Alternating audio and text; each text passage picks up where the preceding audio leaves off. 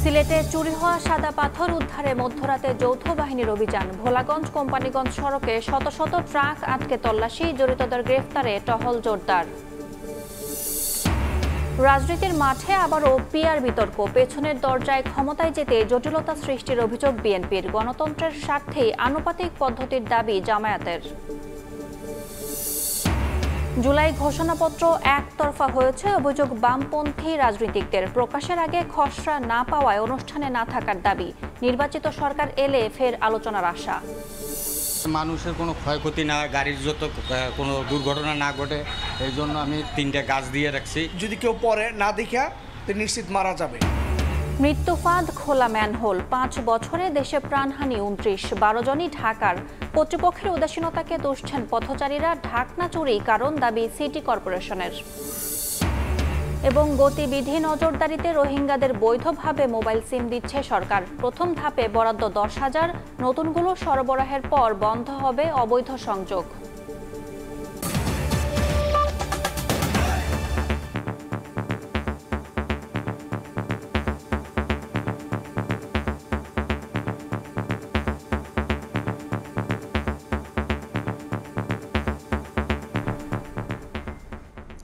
ভোরের সময় সঙ্গে আছি আমি ইয়াসমিন অনন্যা। সিলেটে চুরি হওয়া সাদা পাথর উদ্ধারে মধ্যরাতে অভিযানে নেমেছে যৌথ বাহিনী। সড়কের বিভিন্ন পয়েন্টে পাথর বোঝাই ট্রাক আটকে করা হয় তল্লাশি। বুধবার রাত 11টার পর থেকে জাফলং, গোয়েনঘাট ও কোম্পানিগঞ্জের বিভিন্ন পয়েন্টে অভিযানের নামে যৌথ বাহিনী। সড়কে একের পর এক পাথর বোঝাই ট্রাক থামিয়ে চালানো হয় তল্লাশি। চালকদের জিজ্ঞাসাবাদ করা সহ যাচাই বাছাই করা হয় পাথর। এর আগে জেলা প্রশাসনের সমন্বয় সভায় চুরি হওয়া পাথর উদ্ধার করে আগের জায়গায় ফিরিয়ে দেওয়া সহ 5টি সিদ্ধান্ত হয়। জানানো হয়, জাফলং, ইসিএ, গোয়েনঘাট ও কোম্পানিগঞ্জে পুলিশের চেকপোস্টের পাশাপাশি যৌথ বাহিনী দায়িত্ব পালন করবে। অবৈধ ক্রাশিং মেশিনের বিদ্যুৎ বিচ্ছিন্ন সহ অভিযান চলমান থাকবে। পাথর চুরির সঙ্গে জড়িত সবাইকে চিহ্নিত করে গ্রেফতার ও আইনের আওতায় আনার সিদ্ধান্ত হয়।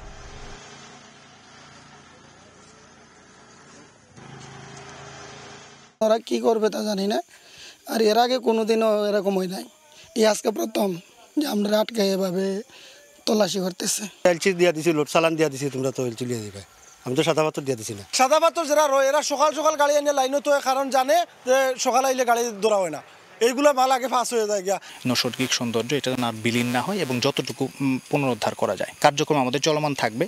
তো যেসব এখানে বিশেষজ্ঞ ম্যাজিস্ট্রেট আছেন, উনি পরবর্তী কার্যক্রমগুলি এখানে ঠিক করবেন। চেক করছি যে এখানকার যে লোকাল জিনিসগুলো আছে, মানে ভোলাগঞ্জের, এই প্রোডাক্টগুলো যাচ্ছে কিনা বাইরে, বা মানে চুরি হচ্ছে কিনা। কিছু পেয়েছি, আমরা সেভাবে চেকলিস্ট তৈরি করছি। পরবর্তী সিদ্ধান্ত আসলে উপর মহল থেকে যেভাবে বলবে। ভোলাগঞ্জের জিনিসগুলো রিস্টোর করার প্ল্যানিং আছে। শুধু ভোলাগঞ্জ নয়, পাথর লুটপাট হয়েছে সিলেটের জাফলংয়েও। পর্যটন স্পট দুটি মরুভূমিতে পরিণত হওয়ার পর টনক নড়ল প্রশাসনের। স্থানীয় ব্যবসায়ী ও প্রভাবশালীদের যোগ সাজসে এই অবস্থা বলে ধারণা দুদকের। বুধবার দুপুরে সাদা পাথর ও জাফলং পর্যটন স্পটে অভিযান চালায় যৌথ বাহিনী। ধ্বংস করা হয় পাথর ও বালু উত্তোলনের কাজে ব্যবহৃত 2 শতাধিক বার্কি নৌকা। দিন দিন অনেকটা প্রকাশ্যে হরিলুট চলে সিলেটের ভোলাগঞ্জ সাদাপাথর পর্যটন স্পটে, যা এখন পরিণত হয়েছে বিরান ভূমিতে। প্রশাসনের নাকের ডগায় এমন অপরাধ চললেও নিশ্চুপ ছিল তারা। গত 1 বছরে সাদাপাথর ও জাফলং থেকে শত কোটি টাকার পাথর লুট হয়েছে বলে দাবি স্থানীয়দের। লুট হওয়া পাথর উদ্ধারে এবার অভিযানে নামল দুর্নীতি দমন কমিশন। বুধবার দুপুরে সাদাপাথর এলাকা পরিদর্শন করেন দুদক সিলেট কার্যালয়ের উপপরিচালক রাফি মোহাম্মদ নাজবুস সাদাতের নেতৃত্বে 9 সদস্যের একটি দল। স্থানীয় প্রশাসন কে আরো সতর্ক থাকা প্রয়োজন ছিল। খনিজ সম্পদ উন্নয়ন ব্যুরো বা অন্যান্য যে ডিপার্টমেন্টগুলো এটার সঙ্গে যুক্ত, তাদের ভূমিকা ছিল বলে আমি মনে করি। পরে পাথর চুরি ও অবৈধ বালু উত্তোলন বন্ধে সাদা পাথর এবং জাফলংয়ে টাস্ক ফোর্সের বিশেষ অভিযান চালানো হয়। জেলা প্রশাসন, বিজিবি, পুলিশ ও আনসার বাহিনীর সদস্যরা এতে অংশ নেন। তবে সাদা পাথরে অভিযানের খবর আগে থেকে ছড়িয়ে পড়ায় পালিয়ে যায় চক্রের সদস্যরা। এ সময় ধ্বংস করা হয় পাথর ও বালু উত্তোলন পরিবহনে ব্যবহৃত 2 শতাধিক বার্কি নৌকা। এই পাথর চুরি কেন করলো, কেন হলো, এটা আমাদের পুরো বাংলাদেশে কলঙ্কিত করছে। কে বা কারা এটা চুরি করছে, এটার একটা সুস্থ তদন্ত হওয়া উচিত, বিচার হওয়া উচিত। এদিকে সাদা পাথরের সৌন্দর্য ধ্বংসের প্রতিবাদে মৌলভীবাজারে মানববন্ধন ও প্রতিবাদ সমাবেশ অনুষ্ঠিত হয়। তৌফিক মাহমুদ, সময় সংবাদ। অন্য প্রসঙ্গ, পেছনের দরজা দিয়ে ক্ষমতায় বসতে আগ্রহীরাই পিআর পদ্ধতিতে নির্বাচন চায় বলে অভিযোগ বিএনপির। সংখ্যানুপাতিকের দাবি তুলে গণতন্ত্রের পথে বাধা সৃষ্টি না করে জনপ্রতিনিধি নির্বাচনের দায়িত্ব ভোটারদের হাতে ছেড়ে দেওয়ার আহ্বান জানান নেতারা। নির্বাচন হতে না দেওয়ার হুমকিতে স্বৈরাচারের পদধ্বনি এবং নির্বাচন বানচালের ষড়যন্ত্র দেখছেন বিএনপি নেতারা। বিএনপির প্রতিষ্ঠাতা জিয়াউর রহমানের সমাধিতে বুধবার সকালে শ্রদ্ধা জানান চিকিৎসক সংগঠন ডক্টরস অ্যাসোসিয়েশন অব বাংলাদেশ ড্যাবের নবনির্বাচিত কমিটির সদস্যরা। শ্রদ্ধা নিবেদনের পর সাংবাদিকদের সঙ্গে কথা বলেন বিএনপির স্থায়ী কমিটির সদস্য ডাক্তার AZM জাহিদ হোসেন। বলেন, নির্বাচন বন্ধে প্রকাশ্য হুমকি, স্বৈরাচারের পদধ্বনি এবং ভোট বানচালের ষড়যন্ত্র। পেছনের দরজা দিয়ে ক্ষমতায় বসতে আগ্রহীরাই সংখ্যানুপাতিক পদ্ধতির নির্বাচন চান বলেও মন্তব্য তার। কেউ কেউ হুমকি দেন আগামী দিনে নির্বাচন হতে দেবেন না। মনে হচ্ছে সেই স্বৈরাচারের যে আচরণ ছিল, স্বৈরাচারের যে কথা ছিল, সেই ধরনের কথার পদধ্বনি আমরা শুনতে পাই। সেজন্যই আজকে আমরা আশঙ্কিত হই অনেক সময় যে নির্বাচন নিয়ে ষড়যন্ত্র হচ্ছে। ধমক দিয়ে থামিয়ে রাখা যাবে না নির্বাচনী অভিযাত্রাকে। যারা পেছনের দরজা দিয়ে ক্ষমতার স্বাদ গ্রহণ করার জন্য চিন্তা ভাবনা করছেন, তারাই হয়তো পিআর পদ্ধতির কথা বলে থাকেন। এদিন বিএনপি চেয়ারপারসনের গুলশান কার্যালয়ে সংবাদ সম্মেলন করেন দলের সিনিয়র যুগ্ম মহাসচিব রুহুল কবির রিজভী। প্রয়োজনীয় সংস্কার চলাকালে পিআর পদ্ধতি দাবি করে জটিলতা সৃষ্টির চেষ্টা চলছে বলে অভিযোগ তার। নির্বাচনে বাধা দিলে গণতন্ত্র প্রতিষ্ঠায়ও বাধা আসবে বলে জানান তিনি। পিআর পদ্ধতি হঠাৎ করে এটা ইন্ট্রোডিউস করা হচ্ছে যে সময় সবাই একটা অবাধ সুষ্ঠু নির্বাচন চাচ্ছে, সেই মুহূর্তে এই পিআর আনুপাতিক নির্বাচন, এই নির্বাচনটা আমার মনে হয় যে এটা একেবারেই উদ্দেশ্য প্রণোদিত। এই ইস্যুটা হচ্ছে নিশ্চয়ই জটিলতা তৈরি করার জন্য। অন্তর্বর্তী সরকার নির্বাচন আয়োজনে নিষ্ঠার সঙ্গে কাজ করছে বলেও মনে করেন রিজভী। এটাই হচ্ছে গণতন্ত্রের একটা প্রধান উপাদান। মুরসালিন হক জুনায়েদ, সময় সংবাদ, ঢাকা। এদিকে গণতন্ত্রের স্বার্থে দেশে পিআর পদ্ধতিতে নির্বাচনের দাবি জানিয়েছে জামায়াতে ইসলামী। জুলাই সনদ ও ঘোষণাপত্রের আইনি ভিত্তি সহ 7 দফা দাবিতে রাজধানীতে সমাবেশ ও মিছিল করেছে দলটি। এতে অংশ নিয়ে জামায়াতের নেতারা বলেন, যারা সংস্কার নিয়ে ধূম্রজাল তৈরি করছে তারাই নির্বাচন নিয়ে টালবাহানা করছে। গুড়ি গুড়ি বৃষ্টি উপেক্ষা করেই বুধবার সন্ধ্যায় দাবি আদায়ে রাজপথে বাংলাদেশ জামায়াতে ইসলামের নেতাকর্মীরা। মিছিল নিয়ে প্রদক্ষিণ করে রাজধানীর বিজয়নগর, পল্টন, কাকরাইল সহ বিভিন্ন এলাকা। এর আগে বিকেলে রাজধানীর বিজয়নগর এলাকায় জুলাই ঘোষণাপত্র সংশোধন, জুলাই সনদ ও ঘোষণাপত্রের আইনি ভিত্তি প্রদান এবং সেই আলোকে আগামী জাতীয় নির্বাচন সহ 7 দফা দাবিতে সমাবেশ করে দলটি। প্রধান অতিথির বক্তব্যে জামায়াতের নায়েবে আমির সৈয়দ আব্দুল্লাহ মোহাম্মদ তাহের বলেন, যারা সংস্কার নিয়ে ধূম্রজাল তৈরি করেছে তারাই নির্বাচন নিয়ে টালবাহানা করছে।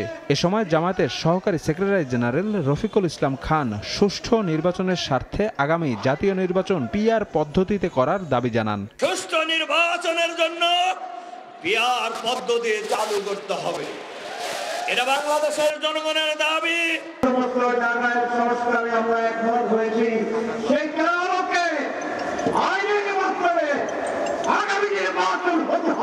এদিন খুলনায় দলীয় এক সমাবেশে যোগ দিয়ে প্রধান অতিথির বক্তব্যে জামায়াতের সেক্রেটারি জেনারেল মিয়া গোলাম পরোয়ার বলেন, দেশের কাঠামো এমনভাবে তৈরি করতে হবে যেন আর কেউ ফ্যাসিস্ট না হয়ে উঠতে পারে। নতুন রাষ্ট্রীয় কাঠামোটা এমনভাবে আমরা বানাবো যেখানে কোনো ফ্যাসিবাদ আর জন্ম না নিতে পারে, যেখানে লুটপাটকারী, অত্যাচারী, ভিন্নবাদ দমনকারী, সাংবিধানিক অধিকার, ভোটাধিকার, মানব অধিকার নষ্ট হয় যাদের হাতে, তারা যেন আর ক্ষমতায় আসতে না পারে। জামায়াতের সহযোগিতা নিয়ে ক্ষমতায় গেলেও বিএনপি দেশ পরিবর্তনে ভূমিকা রাখতে পারেনি বলেও অভিযোগ করেন মিয়া গোলাম পরোয়ার। আপনি আমার 20 জায়গায় দিয়েছেন, আমি আপনার 280 জায়গায় দিয়েছি। শফিক মুন্সি, সময় সংবাদ, ঢাকা। এখনও নির্বাচনের পরিবেশ তৈরি হয়নি বলে মন্তব্য করেছেন ইসলামী আন্দোলন বাংলাদেশের সিনিয়র যুগ্ম মহাসচিব গাজী আতাউর রহমান। সনদ বাস্তবায়ন ও জাতীয় ঐকমত্যের আগেই ভোটের সময় ঘোষণা করে প্রধান উপদেষ্টা প্রশ্নবিদ্ধ হয়েছেন বলে মনে করেন তিনি। বুধবার দুপুরে আগারগাঁওয়ে নির্বাচন ভবনে সিইসির সঙ্গে বৈঠক করে সুষ্ঠু নির্বাচন আয়োজনে ৭ দফা প্রস্তাব দেয় ইসলামী আন্দোলন। পরে দলটির যুগ্ম মহাসচিব বলেন, পিআর পদ্ধতিতে সুষ্ঠু ও গ্রহণযোগ্য নির্বাচন চায় ইসলামী আন্দোলন। ঐকমত্য কমিশনে যেই সনদ, জুলাই সনদের জন্য যে আলোচনা হচ্ছে, যাতে আগামী নির্বাচনটা এই জুলাই সনদের ভিত্তিতে হয়। নির্বাচন পদ্ধতি পরিবর্তন করে পিআর পদ্ধতির নির্বাচন ব্যবস্থা আমাদের আগামী জাতীয় নির্বাচনে হতে হবে, যাতে জনগণের শতভাগ ভোটের মূল্যায়িত হয় এবং নির্বাচন সুষ্ঠু, নিরপেক্ষ, শান্তিপূর্ণ হয়। যদি আপনি সুষ্ঠু গ্রহণযোগ্য নির্বাচন না দিতে পারেন, তাহলে বিগত নির্বাচন কমিশনের পরিণতি আপনাকে ভোগ করতে হবে। কোনো দল বা ব্যক্তি চাইলেই নির্বাচন বন্ধ হবে না বলে মন্তব্য করেছেন অর্থ উপদেষ্টা ডক্টর সালেউদ্দিন আহমেদ। নির্বাচন সুষ্ঠু ও সুন্দর করতে সব ব্যবস্থা নেওয়া হচ্ছে বলেও জানান তিনি। বলেন, আগামী জাতীয় নির্বাচনে কালো টাকার বিস্তার ঠেকাতে সরকার সচেষ্ট থাকবে। ত্রয়োদশ জাতীয় সংসদ নির্বাচন ঘিরে রাজনীতির মাঠ ক্রমেই সরগরম হয়ে উঠছে। প্রধান উপদেষ্টা আগামী ফেব্রুয়ারিতে জাতীয় নির্বাচনের ঘোষণা দিলেও বিচার ও সংস্কার বাস্তবায়নে কেউ কেউ ওই সময় নির্বাচন না হওয়ার কথা বলছেন। ফেব্রুয়ারিতে নির্বাচন হবে না। বুধবার সকালে সচিবালয়ে জাতীয় পেনশন কর্তৃপক্ষের ইউ পেনশন অ্যাপের উদ্বোধন অনুষ্ঠানে অর্থ উপদেষ্টা এ বিষয়ে বলেন, কেউ বললেই সরকার ঘোষিত ফেব্রুয়ারিতে নির্বাচন বন্ধ হয়ে যাবে না। আগামী জাতীয় নির্বাচন সুষ্ঠু ও সুন্দর করতে অর্থ মন্ত্রণালয় সব ধরনের সহায়তা করছে বলেও জানান তিনি। ভালো একটা নির্বাচন যদি ফেব্রুয়ারিতে দিতে পারি, এটা আমাদের জন্য সবচেয়ে বেশি, আপনাদের জন্য, সবার জন্য। আমরা যথাসামর্থ্য সাপোর্ট দিচ্ছি অর্থ মন্ত্রণালয় থেকে, ল অ্যান্ড অর্ডারের জন্য যা যা লাগে, এই নানা রকম যন্ত্রপাতি, এটা সেটা সবই আর কি পরিস্থিতি নির্বাচন করার যে সমস্ত ইস্যু আছে সব প্রকার সহায়তা আমরা দেব। এক প্রশ্নের জবাবে উপদেষ্টা বলেন, আগামী নির্বাচনে কালো টাকার ব্যবহার বন্ধে ব্যবস্থা নেওয়া হবে। কালো টাকা যেটা আমরা চেষ্টা করছি উৎসটা বন্ধ করতে, উই আর ওয়াচিং ইট। অর্থনৈতিক উন্নতি রাজনৈতিক কালচারের সাথে এখন যদি ওনার দিয়ে এনকারেজ করে টাকা পয়সা দিয়ে এসে করবেন, নমিনেশন দেবেন, ভোট দেবেন, তখন তো আমি তো অর্থ মন্ত্রণালয় থেকে এটা কিছু ডিফিকাল্ট। এদিন সকালে সচিবালয়ে এক মত বিনিময় অনুষ্ঠানে তথ্য ও সম্প্রচার সচিব বলেন, নির্বাচন সামনে রেখে একটি তথ্য সেল গঠন করা হবে। দেশে একটি অর্থবহ নির্বাচন করতে জনসংযোগ কর্মকর্তাদের দায়িত্বশীল ভূমিকা রাখার তাগিদ দেন তিনি। নির্বাচন কালীন একটা সময় আসছে সামনে, উপদেষ্টা মহোদয়ের এখান থেকে নির্দেশনা এসছে, অলরেডি আমরা তথ্য সেল গঠন করব। আপনাদের সহযোগিতা ছাড়া আমরা এই নির্বাচনের বিশাল কর্মযোগ্য কিন্তু কখনোই সম্ভব না। আপনারা কিন্তু নিরপেক্ষতার সাথে এবং নিষ্ঠার সাথে করবেন। সব ধরনের অপতথ্য ও গুজব রোধে জনসংযোগ কর্মকর্তাদেরকে সচেতন থাকারও আহ্বান জানান তথ্য সচিব। প্রসূন আশিস, সময় সংবাদ, ঢাকা। গণতন্ত্রকে শক্তিশালী ও জনগণের প্রতিনিধির হাতে ক্ষমতা ফিরিয়ে দিতে অন্তর্বর্তী সরকার প্রতিশ্রুতিবদ্ধ। আগামী বছর ফেব্রুয়ারিতে নিরপেক্ষ নির্বাচন আয়োজনে কাজ চলছে বলে জানিয়েছেন প্রধান উপদেষ্টা ডক্টর মোহাম্মদ ইউনূস। বুধবার মালয়েশিয়ার কেবাংসান বিশ্ববিদ্যালয়ের সম্মানসূচক ডক্টরেট ডিগ্রি গ্রহণের পর একথা জানান তিনি। নতুন বাংলাদেশ গড়তে অর্থনৈতিক সমৃদ্ধির যাত্রায় মালয়েশিয়াকে পাশে থাকার আহ্বান জানান ডক্টর ইউনূস। মালয়েশিয়ার স্থানীয় সময় বুধবার সকাল 10টার দিকে কেবাংসান বিশ্ববিদ্যালয়ের মিলনায়তনে শুরু হয় বিশেষ সমাবর্তনের আনুষ্ঠানিকতা। প্রথা মেনে প্রধান উপদেষ্টা ডক্টর মোহাম্মদ ইউনূসকে পরানো হয় নীল রঙের গাউন ও ঐতিহ্যবাহী হ্যাট। এ সময় বিশ্ববিদ্যালয়ের ঊর্ধ্বতন কর্মকর্তাদের উপস্থিতিতে প্রধান উপদেষ্টার হাতে তুলে দেওয়া হয় সম্মানসূচক ডক্টরেট ডিগ্রির সনদপত্র। এ সময় বিশ্ববিদ্যালয়টির স্কলার্সরা ভূয়সী প্রশংসা করেন এই নোবেল জয়ীর। সমাবর্তন বক্তব্যে ডক্টর ইউনূস বলেন, জুলাই অভ্যুত্থান নতুন বাংলাদেশ গড়ার বার্তা নিয়ে এসেছে। Today we are working to build a new Bangladesh where governance is just, economy includes everyone. Our government is focused on ensuring peace and stability. প্রধান উপদেষ্টা বলেন, আগামী ফেব্রুয়ারির মধ্যে অবাধ ও নিরপেক্ষ নির্বাচন আয়োজনে কাজ করছে সরকার। We are committed to strengthening democracy and giving power back to the rightful owners. the people of the country. We are also working hard to hold a free, fair and transparent election. Date is announced. It will be held in February next year. সমৃদ্ধ বাংলাদেশ গড়তে দরকার অর্থনৈতিক উন্নয়ন। এজন্য মালয়েশিয়াকে পাশে থাকার আহ্বান জানান doctor Mohammad Yunus. We need big changes in our economy. This includes supporting entrepreneurs, turning everybody into entrepreneurs, investing more in education and technology, and working closely with our international and our regional partners, such as our dear friend Malaysia. বিশ্বে এখন বিপুল সংখ্যক উদ্যোক্তা দরকার মন্তব্য করে doctor Yunus তরুণদের চাকরি না খুঁজে উদ্যোক্তা হওয়ার আহ্বান জানান। নাজমুস সালেহী, সময় সংবাদ। 3 দিনের সফর শেষে মালয়েশিয়া থেকে ঢাকায় ফিরেছেন প্রধান উপদেষ্টা ডক্টর মোহাম্মদ ইউনূস। বুধবার রাত 9:15টায় প্রধান উপদেষ্টা ও তার সফর সঙ্গীদের বহনকারী বাংলাদেশ বিমানের ফ্লাইটটি শাহজালাল আন্তর্জাতিক বিমানবন্দরে এসে পৌঁছায়। মালয়েশিয়ার প্রধানমন্ত্রী আনোয়ার ইব্রাহিমের আমন্ত্রণে সোমবার দেশটিতে যান প্রধান উপদেষ্টা। 3 দিনের সফর চলাকালে আনোয়ার ইব্রাহিমের সঙ্গে দ্বিপাক্ষিক বৈঠক সহ উচ্চ পর্যায়ের একাধিক বৈঠকে অংশ নেন ডক্টর ইউনূস। সফরের দ্বিতীয় দিনে প্রধান উপদেষ্টার উপস্থিতিতে বাংলাদেশ মালয়েশিয়া 5টি সমঝোতার স্মারক ও 3টি নোট বিনিময় করা হয়।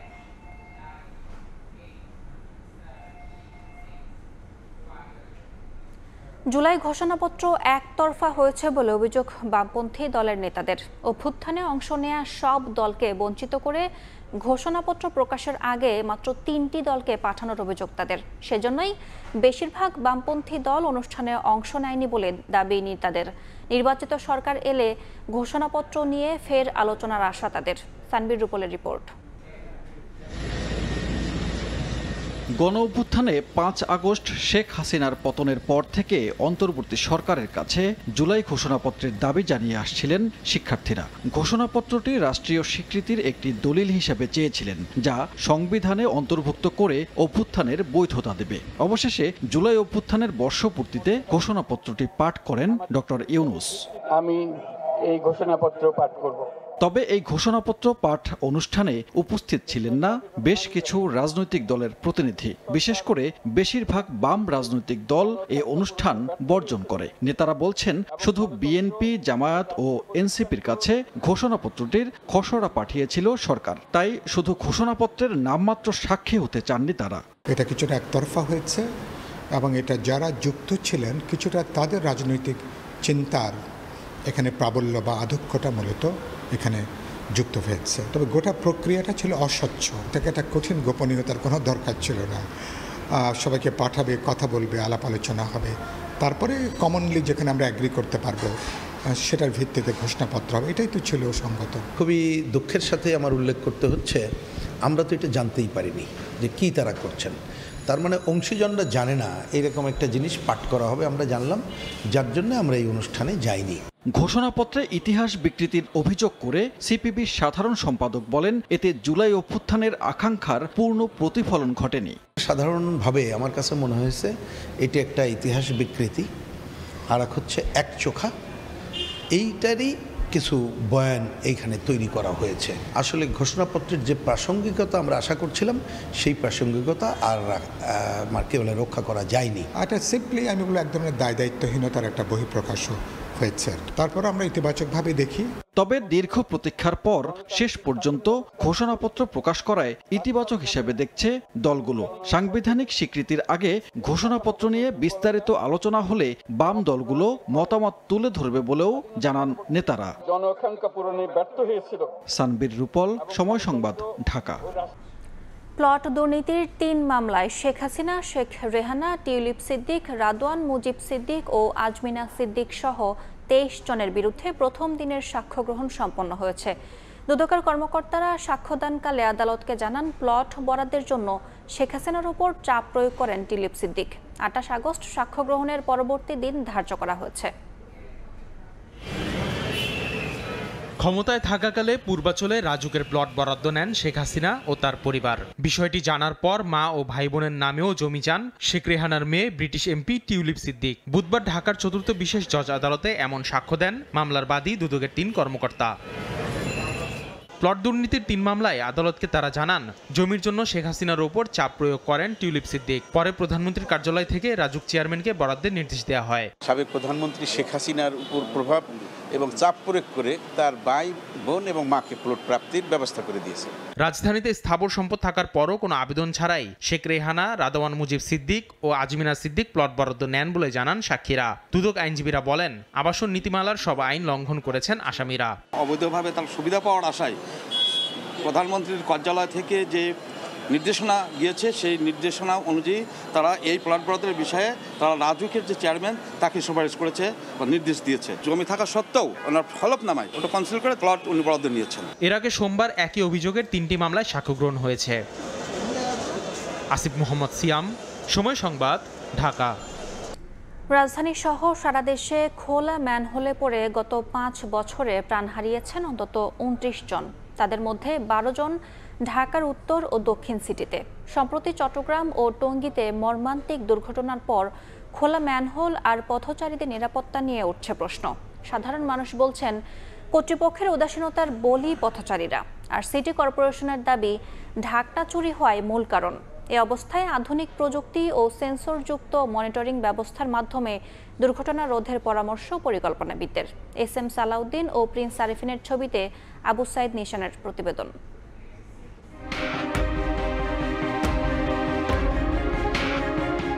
সম্প্রতি টঙ্গীতে ঢাকনাবিহীন ম্যানহোলে পড়ে প্রাণ গেছে এক নারীর। মাহারা হয়েছে 2 সন্তান। এরপর আবারও খোলা ম্যানহোল আর পথচারীদের নিরাপত্তা নিয়ে প্রশ্ন উঠেছে। রাজধানী সিটি কর্পোরেশন ও ওয়াসার ম্যানহোল রয়েছে 74,000-এর বেশি। এর মধ্যে 10% ঢাকনা নেই। বর্ষা মৌসুমে মৃত্যু ফাঁদে পরিণত হয় প্রতিটি খোলা ম্যানহোল। মিরপুর, মোহাম্মদপুর, খিলগাঁও, বাসাবো, পুরান ঢাকা সহ বেশ কয়েকটি এলাকায় দেখা যায় এসব খোলা ম্যানহোল, যেখানে চলাচল হাজারো মানুষের। স্থানীয়দের দাবি, কর্তৃপক্ষের উদাসীনতায় বলি হচ্ছে সাধারণ মানুষ। 3 দিন আগে লাগাইছে, মনে ভালো করে শক্ত হয় নাই, গতকালকে মনে নিয়ে গেছে। মানুষের কোনো ক্ষয়ক্ষতি না, গাড়ির যত কোনো দুর্ঘটনা না ঘটে, এই জন্য আমি 3টে গাছ দিয়ে রাখছি। বৃষ্টি আসলে গাথা দেখার মতন কোনো সুযোগ থাকে না, যদি কেউ পরে না দেখা নিশ্চিত মারা যাবে। যখনই এই জিনিসটা খোলা থাকবে বা ভাঙাচোরা দেখা যাবে, তখন এটা মেরামত করা উচিত আমার মনে হয় সিটি কর্পোরেশনের। সংবাদ মাধ্যমের তথ্য মতে ম্যানহোলে পড়ে গত 5 বছরে ঢাকা উত্তর সিটিতে 7 জন ও ঢাকা দক্ষিণ সিটিতে প্রাণ গেছে 5 জনের। রাজধানী ঢাকা প্রতিদিনই পরিণত হচ্ছে মৃত্যুপরীতে, যেখানে খোলা ম্যানহোল একটি মৃত্যু ফাঁদ। বৃষ্টি হলে তা আরও ভয়াবহ আকার ধারণ করে। এতে প্রায় ঘটে দুর্ঘটনা। মূলত ওয়াসা, সিটি কর্পোরেশন এবং ঠিকাদারি প্রতিষ্ঠান দোষ চাপান একে অন্যের ঘাড়ে। অব্যবস্থাপনা এবং দায়িত্বহীনতায় বলি হচ্ছেন নগরবাসী। 2 সিটি কর্পোরেশন বলছে ম্যানহোলের ঢাকনা চুরি হয়ে যাওয়ায় সমস্যা হচ্ছে। বিকল্প ব্যবস্থায় ঢাকনা ব্যবহার করার পরিকল্পনা নেওয়া হয়েছে বলেও জানান তারা। ম্যানহোলের ঢাকনা যেটি চুরি হয়ে যায়, সেটা বিকল্প আমরা ঢাকা দক্ষিণ সিটি কর্পোরেশনটি ভাবছে। একটি ফেব্রিকের তৈরি হবে এবং পরিবেশ বান্ধব হবে, এবং এটি লোড ক্যাপাসিটি আমরা পরীক্ষা করছি। যদি এটি সাকসেসফুল হতে পারি, দুর্ঘটনার ক্ষেত্রে এরকম খোলা যদি থেকে থাকে, এটা অবশ্যই জনগণের জন্য একটি মারাত্মক ঝুঁকিপূর্ণ, তো সেটিও রোধ হবে। জনগণকে একটু সচেতন হতে হবে, কারণ তাদের ছোট একটা চুরির জন্য কিন্তু একটা দুর্ঘটনা এবং অনেকের জীবন পর্যন্ত চলে যাচ্ছে। FRPটাকে, প্লাস্টিক যে ঢাকনাটা, ওটা যদি আমরা গুণগত মানসম্পন্ন তৈরি করতে পারি অথবা ইম্পোর্ট করতে পারি, তাহলে হয়তো এই চুরিটা এবং এই ম্যানহোল কাভার খোলা থাকার টেন্ডেন্সি, ইনসিডেন্টগুলো কমে আসবে। পরিকল্পনাবিদদের মতে সরকারের উচিত আধুনিক প্রযুক্তি ব্যবহার করে এই সংকট নিরসন করা। আমাদের রক্ষণাবেক্ষণ এবং যে মেরামত, এটা সামগ্রিক তদারকিটাও কিন্তু এখন অটোমেটেড করা সম্ভব। জননিরাপত্তার সাথে যে বিষয়গুলো আছে সব কিছুই CCTVর আওতায় এনে এটার যে অ্যানালাইসিস করে প্রত্যেকটা সেবা আলাদা আলাদা করে তথ্য ব্যবস্থা তৈরি করে সেটার ব্যবস্থাপনার আওতায় নিয়ে আসা, তাহলে আমাদের নগর ব্যবস্থাপনার একটা আমূল পরিবর্তন আসবে। সেন্সরযুক্ত ম্যানহোল ঢাকনা ও ডিজিটাল মনিটরিং ব্যবস্থা গ্রহণে এ ধরনের দুর্ঘটনা অনেকাংশে প্রতিরোধ করা সম্ভব বলেও অভিমত নগর পরিকল্পনাবিদের। আবু সাইদ নিশান, সময় সংবাদ, ঢাকা। রোহিঙ্গাদের গতিবিধি নজরদারিতে আনতে বৈধভাবে মোবাইল সিম দেওয়ার উদ্যোগ নিয়েছে সরকার। নিবন্ধন নম্বরের বিপরীতে 18 বছর ঊর্ধ্বে থাকা রোহিঙ্গারা এই সিম পাবে। আগামী 25 আগস্ট রোহিঙ্গা ক্যাম্প পরিদর্শনে যাওয়ার কথা রয়েছে প্রধান উপদেষ্টার। এই সময়ের মধ্যেই বিশেষ সিরিজের 10,000 সিম বরাদ্দ দেওয়া হতে পারে। শুভ খানের রিপোর্ট। মিয়ানমারের জান্তা বাহিনীর নির্যাতনের মুখে বাংলাদেশে পালিয়ে আসা প্রায় 12 লাখের বেশি রোহিঙ্গা বাস করছেন কক্সবাজারের 33টি ক্যাম্পে। বিটিআরসি ও অপারেটর সূত্র বলছে এসব ক্যাম্পে প্রায় 3.5 লাখের বেশি মোবাইল ফোনে ব্যবহার হচ্ছে 6 থেকে 7 লাখ দেশীয় সিম। স্থানীয়দের যোগ সাজশে নেয়া সিম অপরাধমূলক কর্মকাণ্ডে ব্যবহার করছে আশ্রয় শিবির কেন্দ্রিক সন্ত্রাসী গোষ্ঠী। নিরাপত্তার প্রশ্নে এবার রোহিঙ্গা জনগোষ্ঠীকে বৈধভাবে সিম ব্যবহারের সুযোগ দিতে চায় অন্তর্বর্তী সরকার। জানিয়ে মোবাইল অপারেটরদের সঙ্গে 2 দফায় বৈঠকও হয়েছে। বৈঠক সূত্র বলছে জাতিসংঘ শরণার্থী বিষয়ক হাই কমিশনারের কাছে থাকা রোহিঙ্গাদের নিবন্ধন নম্বরের বিপরীতে 18 বছরের বেশি বয়সীদের সিম দেওয়া হবে। বিশেষ সিরিজের প্রতিটি সিমের দাম দেবে UNHCR বা সরকার। 3 ধরনের প্যাকেজ অফার করবে অপারেটররা। সরকার জানতে পারবেন যে কারা সিমগুলো ব্যবহার করছেন এবং কোথায় কি নিড সেটা আরো বেটার ভাবে তারা ডেফিনেটলি অ্যাড্রেস করতে পারবেন। আগামী 25 আগস্ট রোহিঙ্গা শিবির পরিদর্শনে যাওয়ার কথা রয়েছে প্রধান উপদেষ্টা ডক্টর মোহাম্মদ ইউনূসের। প্রথম ধাপে ওই তারিখের মধ্যেই 10,000 নম্বর বরাদ্দ দেওয়া হতে পারে, যদিও এ বিষয়ে মন্তব্য করেনি বিটিআরসি। UNHCR এর ডাটাবেজ সংরক্ষিত থাকবে বাংলাদেশ কম্পিউটার কাউন্সিলের ডাটা সেন্টারে। নতুন সিদ্ধান্তকে স্বাগত জানিয়েছে গ্রামীণফোন ও বাংলালিংক। শুধু সিম দিলেই হবে না, সিমগুলো ব্যবহারও করতে পারতে হবে এবং ওর জন্য যেটা দরকার যে একটা রাইট নেটওয়ার্ক সলিউশনও দরকার। যাদের বিটিএস আছে ওইখানে ওই ক্যাপাসিটি আমরাও যদি সব অপারেটররা মিলেই যদি ইউজ করতে পারতো, এটা কিন্তু খুব একটা ভালো অপরচুনিটি ছিল। নতুন সিম দেওয়ার পর বাংলাদেশি জাতীয় পরিচয়পত্র দিয়ে অবৈধভাবে নেওয়া সচল সিম বন্ধ করে দেবে সরকার, জানিয়ে আপত্তি তুলেছে রবি। নতুন ভাবে কিন্তু আবার আমাদেরকে সিম ট্যাক্সটা দিতে হবে। এই ইনিশিয়েটিভের মাধ্যমে যাতে কারেন্ট যে বাজারটা আছে ওখানে প্রতিযোগিতা সেটা কোনোভাবে যাতে হ্যাম্পার না হয় এবং এটার বেনিফিট যাতে আসলে এসএমপি অপারেটরের কাছে না যায়। এর আগে 2023 সালে রোহিঙ্গাদের টেলিটকের সিম দেওয়ার চিন্তা করে তৎকালীন সরকার, যদিও পরে বিষয়টি আর এগোয়নি। শুভ খান, সময় সংবাদ, ঢাকা। তেজস্ক্রিয় পদার্থ সন্দেহে শনাক্ত হওয়া লোহার স্ক্র্যাপ এবং শিল্পের কাঁচামাল বোঝাই 13টি কন্টেইনার নিয়ে চরম বেকায়দায় পড়েছে চট্টগ্রাম বন্দরের পাশাপাশি চট্টগ্রাম কাস্টম হাউস। আটকে পড়া এসব কন্টেইনার আইনি জটিলতায় রফতানিকারক দেশে ফেরত পাঠানো কিংবা সমন্বয়হীনতায় অপসারণ কিছুই হচ্ছে না। ঝুঁকি বিবেচনায় এসব কন্টেইনার 2 সপ্তাহের মধ্যে অপসারণে কাস্টম হাউসকে চিঠি দিয়েছে বন্দর কর্তৃপক্ষ। শাখাউত টিপুর ক্যামেরায় বিস্তারিত জানাচ্ছেন কমল দে। মার্কিন যুক্তরাষ্ট্রের অর্থায়নে মেগাপোর্ট ইনিশিয়েটিভ প্রকল্পের আওতায় বন্দরে স্থাপন করা বিশেষায়িত গেট অতিক্রমের সময়ে এইসব কন্টেনারে তেজস্ক্রিয় পদার্থ শনাক্ত হয়। সবশেষ 6 আগস্ট ব্রাজিল থেকে আসা লোহার স্ক্র্যাপ বোঝাই একটি কন্টেনারে 2.16 মাত্রার CS-137 এবং TS-232 তেজস্ক্রিয় শনাক্ত হয়েছে। গত 5 বছরের পরীক্ষায় লোহার স্ক্র্যাপ, সিরামিকের কাঁচামাল এবং জিঙ্ক ওয়েস্ট বোঝাই 13টি কন্টেনারে এ ধরনের তেজস্ক্রিয় পদার্থ শনাক্ত করেছে পরমাণু শক্তি কমিশন। তেজস্ক্রিয় বস্তুগুলোর মালিকানা কার, আমদানিকারক রপ্তানিকারক ওনাদের নাকি কাস্টমস নাকি বন্দর নাকি এই যে বাংলাদেশ পরমাণু শক্তি কমিশন, বন্দর এবং কাস্টমস, এই 3 জনের ভিতরে আসলে কোনো সমঝোতা চুক্তি বা কোনো কিছু না থাকাতে এটা আসলে বলা যায় যে সিদ্ধান্তহীনতাই একটা বিষয় আছে যে এটা কে করবে বা কার মালিকানায় থাকবে, তার তত্ত্বাবধানে থাকবে। বিগত 2014 সালে সর্বপ্রথম চট্টগ্রাম বন্দরে স্ক্র্যাপ নিয়ে আসা কন্টেনারে তেজস্ক্রিয় পদার্থ শনাক্ত হয়। এরপর থেকে প্রতি বছরে 3 থেকে 4টি পদার্থ শনাক্ত হলো। তেজস্ক্রিয়তার মাত্রা সহনীয় হলে তেমন কোনো পদক্ষেপ নেওয়া হয় না। শুধুমাত্র 2.3 মাত্রার বেশি হলে কন্টেনারগুলো আটকে দেওয়া হয়। চট্টগ্রাম বন্দরে বিভিন্ন সময়ে শনাক্ত হওয়া তেজস্ক্রিয় ধাতব বস্তু 13টি আপাতত কন্টেনার ভর্তি অবস্থায় রাখা হয়েছে মেগাপোর্ট ইনিশিয়েটিভ প্রকল্পের এই পয়েন্টে। এক্ষেত্রে বন্দর কর্মকর্তারা বলছেন এই তেজস্ক্রিয় বস্তুগুলো যত দ্রুত সম্ভব অপসারণ করা হবে, তত দ্রুত ঝুঁকিমুক্ত হবে চট্টগ্রাম বন্দর। এদিকে তেজস্ক্রিয় পদার্থ থাকা কন্টেনারের সংখ্যা বাড়তে থাকায় বন্দর কর্তৃপক্ষ নিয়ে উদ্বিগ্ন। বিশেষ করে এসব কন্টেনার দ্রুত নিষ্পত্তির জন্য চট্টগ্রাম কাস্টম হাউসের কাছে একাধিকবার চিঠিও দিয়েছে। এগুলা দ্রুততম সময়ের মধ্যে নিষ্পত্তি হওয়া আবশ্যক, যেহেতু এগুলা নিয়ে বিভিন্ন রকম স্বাস্থ্য ঝুঁকি হতে পারে এবং অন্যান্য ঝুঁকিতে ফেলতে পারে চট্টগ্রাম বন্দরকে। সেই হিসেবে আমরা এগুলাকে দ্রুততম সময়ের মধ্যে নিষ্পত্তির জন্য বলে থাকি।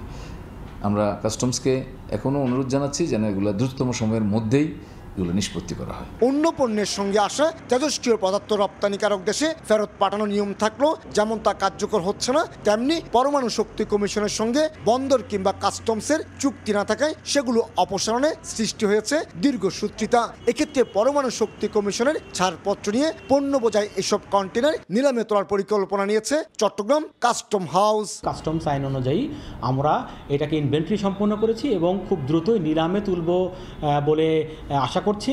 তবে যাই ঘটুক না কেন আমরা অ্যাটমিক এনার্জি কমিশনের কোনো ক্লিয়ারেন্স বা পারমিশন ছাড়া কোনো কিছু করব না। শুধু যে আমদানি পণ্যের সঙ্গে তেজস্ক্রিয় পদার্থ এসেছে তা কিন্তু নয়, জাহাজ কাটা শিল্পের রপ্তানিযোগ্য পণ্য তেজস্ক্রিয় পদার্থ শনাক্ত হয়েছে পরমাণু শক্তি কমিশনের পরীক্ষায়। অন্তত 3 ধাপে পরীক্ষার পর এসব পদার্থ ঢাকার সাভারে তেজস্ক্রিয় পদার্থ ব্যবস্থাপনা কেন্দ্রে সংরক্ষণের ব্যবস্থা রয়েছে। কমল দে, সময় সংবাদ, চট্টগ্রাম। জীবনাবসান হলো বরেণ্য বুদ্ধিজীবী ও স্বাধীনতা পদকপ্রাপ্ত লেখক ও প্রাবন্ধিক অধ্যাপক যতীন সরকারের। ময়মনসিংহ মেডিকেল কলেজ হাসপাতালে চিকিৎসাধীন অবস্থায় মৃত্যু হয় তার। উদীচী ভবনে শ্রদ্ধা নিবেদন শেষে তার মরদেহ নেওয়া হয় জন্মস্থান নেত্রকোনায়, সেখানে হয় শেষকৃত্য। তার মৃত্যুতে শোকের ছায়া নেমে এসেছে শিক্ষা, সাংস্কৃতিক ও রাজনৈতিক অঙ্গনে। জীবন যুদ্ধে হেরে গেলেন দেশের প্রগতিশীল চিন্তার অন্যতম অগ্রপথিক, বাংলা ভাষা ও সাহিত্যের অনন্য দিকপাল অধ্যাপক যতীন সরকার। বুধবার 2:45টায় ময়মনসিংহ মেডিকেল কলেজ হাসপাতালে চিকিৎসাধীন অবস্থায় জীবনাবসান হয় এই শিক্ষাবিদের। স্বজনরা জানান, কয়েক মাস ধরেই বার্ধক্যজনিত নানা সমস্যায় ভুগছিলেন অধ্যাপক যতীন সরকার। ঢাকায় চিকিৎসা শেষে ময়মনসিংহে নিয়ে আসার পর ফের অসুস্থ হয়ে পড়েন তিনি।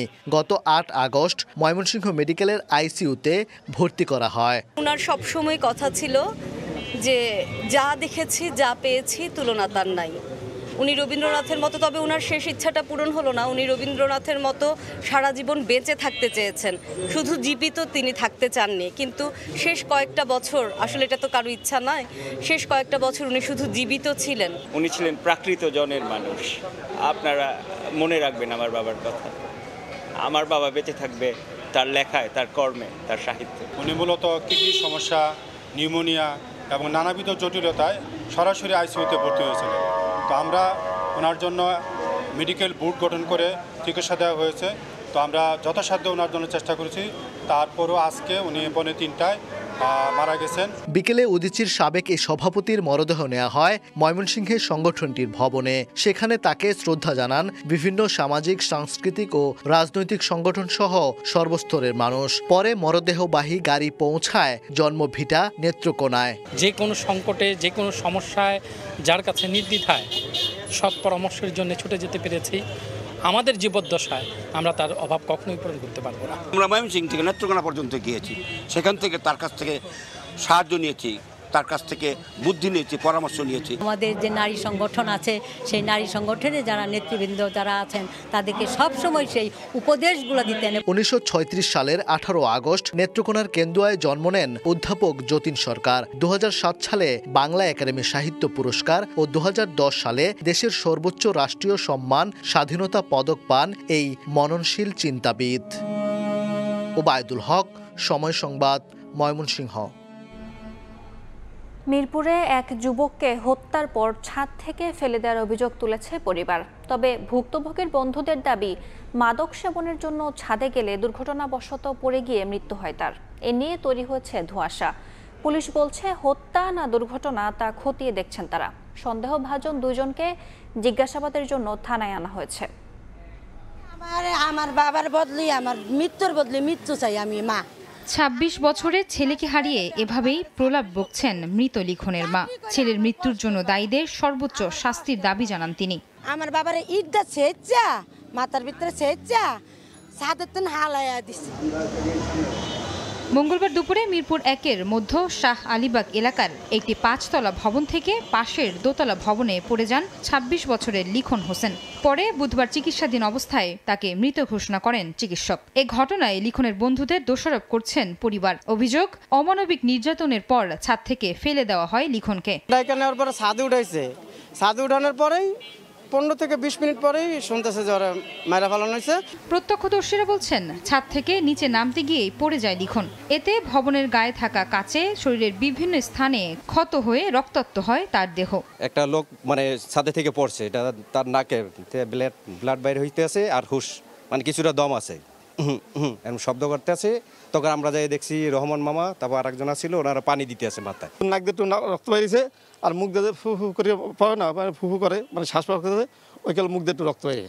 লিখনের বন্ধুরা বলছেন নেশা করতেই ছাদে গিয়েছিলেন লিখন ও মৃদুল। সে সময় দুর্ঘটনাবশত এক ছাদ থেকে পাশের ছাদে পড়ে যান লিখন।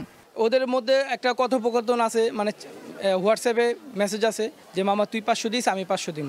মানে ওরা এটা একটা নেশা করার জন্য ওরা ওইটা করছে। গ্লাস লাগানো আছে, হয়তোবা ওইটাতে নোকটা উঠছে, কিন্তু এখানে আসলে কোনো টর্চার বা কোনো মারামারি এই কথাটা একবারই ভিত্তিহীন।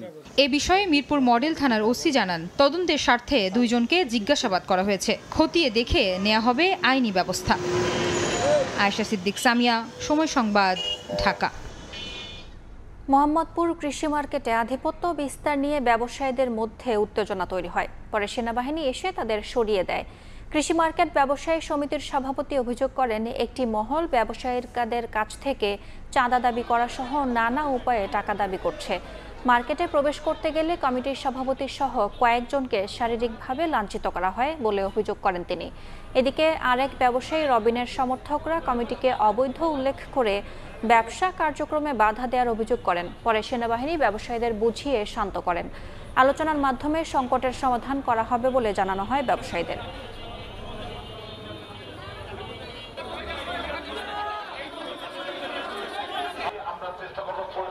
চাঁদা প্রতিদিন তোলে তারা এখানে, এটা এই মার্কেটটা তো হয়েছে আপনার পোড়া যাওয়া মার্কেট। সিটি কর্পোরেশনের অনুমতি ছাড়া এরা এগুলি সব কিছু করতেছে। এখন এগুলার জন্য আমি দাঁড়াইছি আর এখন আমাকে বলে যে আমাকে গুলি করে মেরে ফেলবে। ওরা শ্রম মন্ত্রণালয় থেকে একটা কমিটি নামে একটা কমিটি গঠন করেছে। আইসা মনে করেন ওরা বিদ্যুতের টাকা, দোকানের টাকা নিয়ে এভাবে নিতেছে, কোনো কামাত করে না, কোনো টাকা পয়সা জমা দেয় না।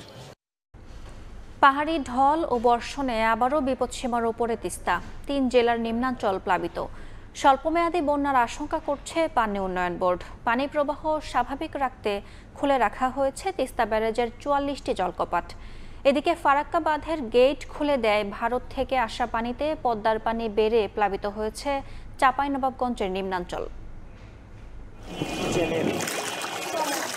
টানা বৃষ্টি আর উজানের ঢলে আবারও বাড়ছে তিস্তার পানি। বুধবার দুপুরে ডালিয়া ব্যারেজ পয়েন্টে 4 সেন্টিমিটার ওপর দিয়ে প্রবাহিত হচ্ছে পানি। পানির তোড়ে রংপুরের গঙ্গাচড়া, কাউনিয়া ও পীরগাছা উপজেলা, লালমনিরহাটের নদী তীরবর্তী হাতিবান্ধা, কালীগঞ্জ ও আদিতমারি উপজেলা এবং নীলফামারীর নিম্নাঞ্চল প্লাবিত হয়েছে। তলিয়ে গেছে সড়ক ও ফসলের ক্ষেত। গরু ছাগল, মানুষ, যানবাহন একদম যোগাযোগ বিচ্ছিন্ন। বাড়ি ঘরে পানি উঠছে, পাকশাক করার কোনো বুদ্ধি নেই। পানি উন্নয়ন বোর্ড বলছে, নদীর পানি আরও 2 দিন বাড়লে স্বল্প মাত্রার বন্যার আশঙ্কা রয়েছে। তবে পানি প্রবাহ স্বাভাবিক রাখতে খুলে রাখা হয়েছে তিস্তা ব্যারেজের 44টি জলকপাট। আগামী 24 ঘন্টায় দেশে এবং উজানে ভারী বৃষ্টিপাতের সম্ভাবনা থাকায় তিস্তা এবং ধলা নদীর পানি বিপদসীমার উপর দিয়ে প্রবাহিত হতে পারে এবং এর ফলে একটি স্বল্প বন্যা হওয়ার সম্ভাবনা রয়েছে। এদিকে টানা বৃষ্টি ও ফারাক্কা বাঁধের 109টি গেট খুলে দেয়ায় ভারত থেকে আসা পানিতে পদ্মা নদীর পানি বেড়ে প্লাবিত হয়েছে চাঁপাইনবাবগঞ্জের নিম্নাঞ্চল। পানিবন্দী হয়ে বিপাকে পড়েছেন অন্তত 11,000 পরিবার। ফারাক্কার বাঁধ প্রতি বছর ছাড়ে, কিন্তু কোন বছর বেশি হয়, কোন বছর এবার কেমন ছেড়েছে, এবার মনে ভাই চাইছে ব্যাপার। তবে আগামী 2-3 দিনের মধ্যে পানি কমতে শুরু করবে আশা পানি উন্নয়ন বোর্ডের। পানি অলমোস্ট স্টেবলের দিকে, নতুন করে বন্যার আরো নতুন নতুন এলাকা প্লাবিত হওয়ার সম্ভাবনা কম। বুধবার বিপদসীমার 32 সেন্টিমিটার নিচ দিয়ে প্রবাহিত হয় পদ্মা নদীর পানি। চন্দ্রা বিশ্বাস, ববি, সময় সংবাদ। পঞ্চগড়ের সদরে ভারী বর্ষণ ও পানির প্রবল চাপে দেবে গেছে খালের ওপর নির্মিত স্লুইস গেট। একই সঙ্গে ভেঙে পড়েছে উভয় পাশের সংযোগ সড়ক। এতে যোগাযোগ বিচ্ছিন্ন হয়ে পড়ায় বিপাকে 2 ইউনিয়নের কয়েক হাজার মানুষ। নদীর পানি কমে গেলে দ্রুত ব্যবস্থা নেওয়ার আশ্বাস এলজিইডির। বিস্তারিত সোহাগ হায়দারের রিপোর্টে।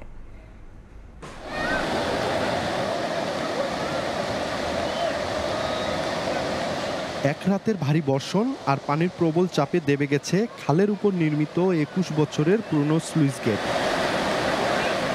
মঙ্গলবার গভীর রাতে হঠাৎই দেবে যায় পঞ্চগড় সদর উপজেলার কামাত কাজলদিঘি ইউনিয়নের মামা ভাগিনা খালের উপর নির্মিত স্লুইস গেটটি। একই সঙ্গে উভয় পাশের সংযোগ সড়কটিও ভেঙে যায়। এতে সদর ও বোদা উপজেলার 2 ইউনিয়নের কয়েক হাজার মানুষ যোগাযোগ বিচ্ছিন্ন হয়ে পড়েছে। পাশাপাশি করতোয়া নদীতে বিলীন হয়েছে পার্শ্ববর্তী বাজারের কয়েকটি ব্যবসা প্রতিষ্ঠানও। পানির চাপের কারণে দুই সাইডের পার মাঠ পানি ধসে গেছে। নদীর মধ্যে বালু খননের কারণে এই সমস্যাটা হয়েছে।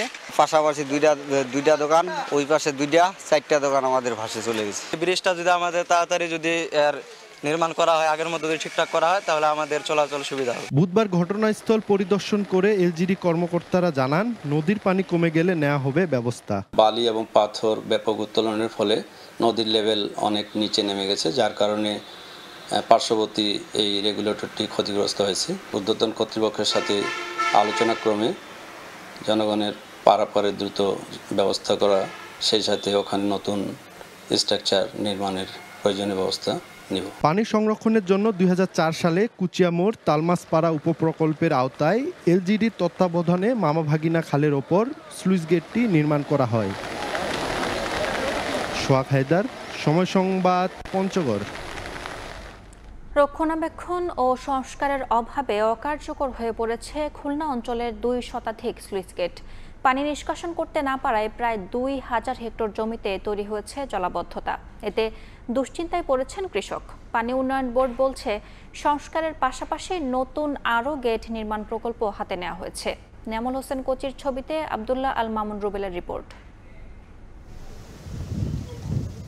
খুলনার ডুমুরিয়া উপজেলায় পানি প্রবেশ ও বের হওয়ায় গুরুত্বপূর্ণ ভূমিকা রাখে ষোলমারী নদীর উপর নির্মিত স্লুইস গেটটি। তবে বছরের বেশিরভাগ সময় পলি জমে গেটের মুখ আটকে থাকে। সম্প্রতি পাম্প বসিয়ে পলি সরানোর কাজ শুরু হলেও তা কার্যকর হচ্ছে না বলে অভিযোগ উঠেছে।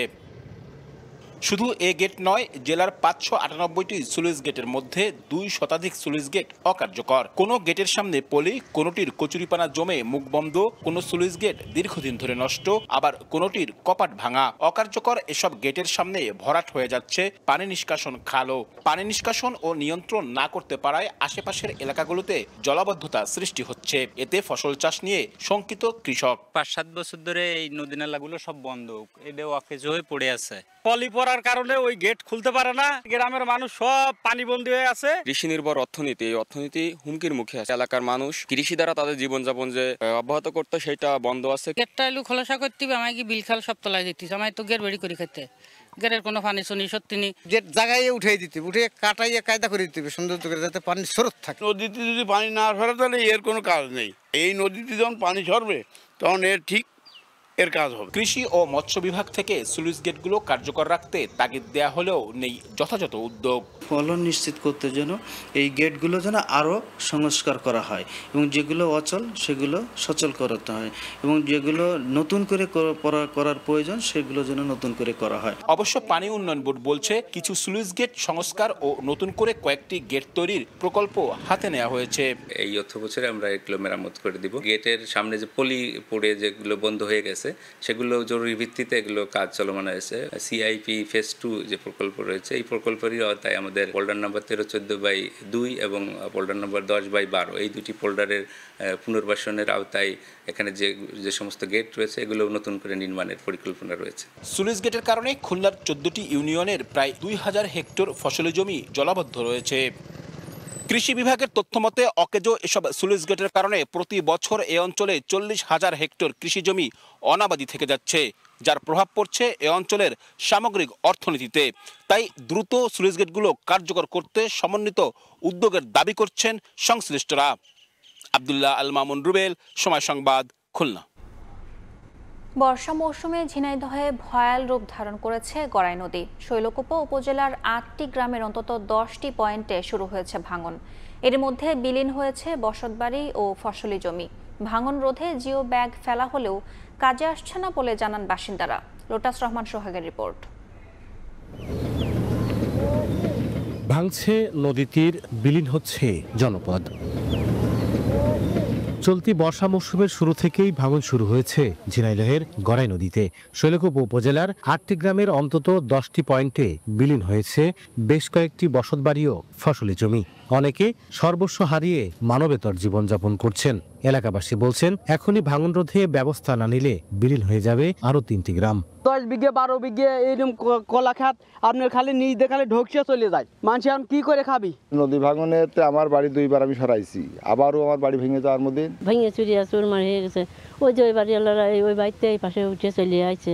আমার বাড়ি ভেঙে চলে গেছে, এই সরা নিয়ে আছে, তারপরও ভেঙে চলে গেছে। আর কোন থাকবে না আল্লাহ দিচ্ছে। 10-12টা গ্রামে এরকম ভাঙতেছে, আপনার ফসল নিয়ে সবই এবার ভেঙে চলে গেছে। এখানে ব্লক বাঁধ হলে মোটামুটি খুবই ভালো একটা মজবুত একটা কাজ হবে। পানি উন্নয়ন বোর্ড বলছে ভাঙন রোধে স্থায়ী বাঁধ নির্মাণের জন্য সমীক্ষা চলছে।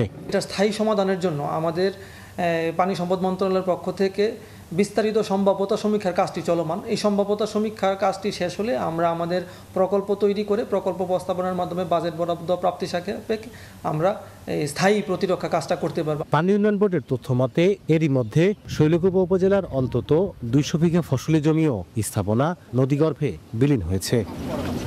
লোটাস রহমান সোহাগ, সময় সংবাদ, ঝিনাইদহ।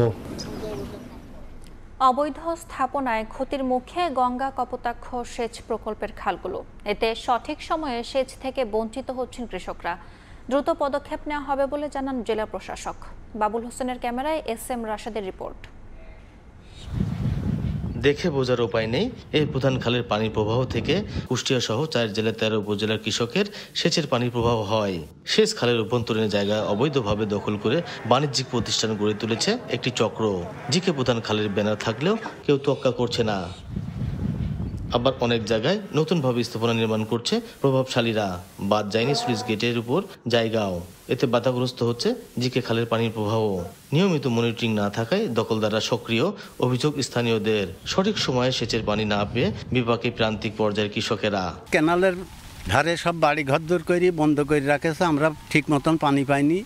এইগুলো উৎসাহ করলে আমরা যাতে ঠিক মতন পানি পাই। ক্যানাল পরিষ্কার আগে যেমন পরিষ্কার ছিল পরিষ্কার করতে হবে, আমরা যাতে অ্যাভেলেবল পানি পাই। সরকারের কাছে দাবি করলে পরে দাবি জানাচ্ছি যে আমরা আরে ঠিক মতন এটা ক্লিয়ার করে দিক। অবৈধ স্থাপনা উচ্ছেদে জিকে সেচ প্রকল্পে অভিযান চালানো হবে বলে জানান জেলা প্রশাসক। জিকে খালের আশেপাশে যে সকল জায়গা আছে অধিকাংশ জায়গায় পানি উন্নয়ন বোর্ডের, এবং পানি উন্নয়ন বোর্ডের রিকুইজিশনের ভিত্তিতে আমরা ম্যাজিস্ট্রেট নিয়োগ করে ওখানে কিছু অংশে আমরা অলরেডি অবৈধ স্থাপনা যা ছিল উচ্ছেদ করেছি, এবং তাদের রিকুইজিশনের ভিত্তিতে ভবিষ্যতে এই ধারাটি অব্যাহত থাকবে। পানি উন্নয়ন বোর্ডের তথ্য মতে 150 কিলোমিটার জিকে প্রধান খালের উপর 1300 ব্যক্তি অবৈধ জমি দখল করেছে।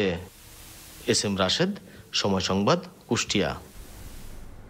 কার্পেটিং করার 2.5 বছরের মধ্যেই বিভিন্ন স্থানে দেবে গেছে পিচ। ছোট বড় গর্ত আর জোড়াতালির সংস্কারে বেহাল দশা চুয়াডাঙ্গা জীবননগর আঞ্চলিক সড়কের। প্রতিদিন ঝুঁকি নিয়ে চলাচল করছে ছোট বড় যানবাহন। এতে নিয়মিত ঘটছে দুর্ঘটনা। শিগগিরই দর্শনা থেকে জীবননগর পর্যন্ত সংস্কারের কথা জানিয়েছেন সড়ক বিভাগ। মাহফুজ মামুনের তথ্য ও ছবি নিয়ে রিপোর্ট। সড়কের কোথাও উঠে গেছে কার্পেটিং, কোথাও দেবে গেছে। ছোট বড় গর্তে জমে আছে বৃষ্টির পানি, এর ওপর দিয়েই ঝুঁকি নিয়ে চলছে যানবাহন। সংস্কারের পরও বেহাল দশা চুয়াডাঙ্গা জীবননগর আঞ্চলিক সড়কের। এলাকাবাসীর অভিযোগ, সংস্কার করলেও কয়েকদিন পর আবার সৃষ্টি হয় একই অবস্থা। এতে ভোগান্তিতে স্থানীয়রা। সড়কটিতে প্রায় ঘটছে ছোট বড় দুর্ঘটনা। যে পরিমাণ গর্ত হয়েছে, গাড়ি নিয়ে গেলে খুব ঝুঁকি থাকে। গাড়ি ঘোড়া অ্যাক্সিডেন্ট হচ্ছে, যেতে পারছে না। এই যে আমাদের যাওয়া আসার সমস্যা হচ্ছে। ডেলিভারি রোগী নিয়ে যায়, রাস্তায় ডেলিভারি হয়ে যাবে এমন একটা পরিস্থিতি। তবে শীঘ্রই স্থায়ী সমাধানের আশ্বাস সড়ক বিভাগের। বৃষ্টি শেষেই আমরা যে আমাদের ডিপার্টমেন্টাল ট্রাক দিয়ে কাজ করবো এবং টেন্ডার প্রক্রিয়ার মাধ্যমে আমরা রাস্তাটা অতি দ্রুত মেরামত করার চেষ্টা করব। 2022 সালে 32 কিলোমিটার দীর্ঘ সড়কটির চুয়াডাঙ্গা ডুগডুগি বাজার অংশ সংস্কার করা হয়। সময় সংবাদ, চুয়াডাঙ্গা।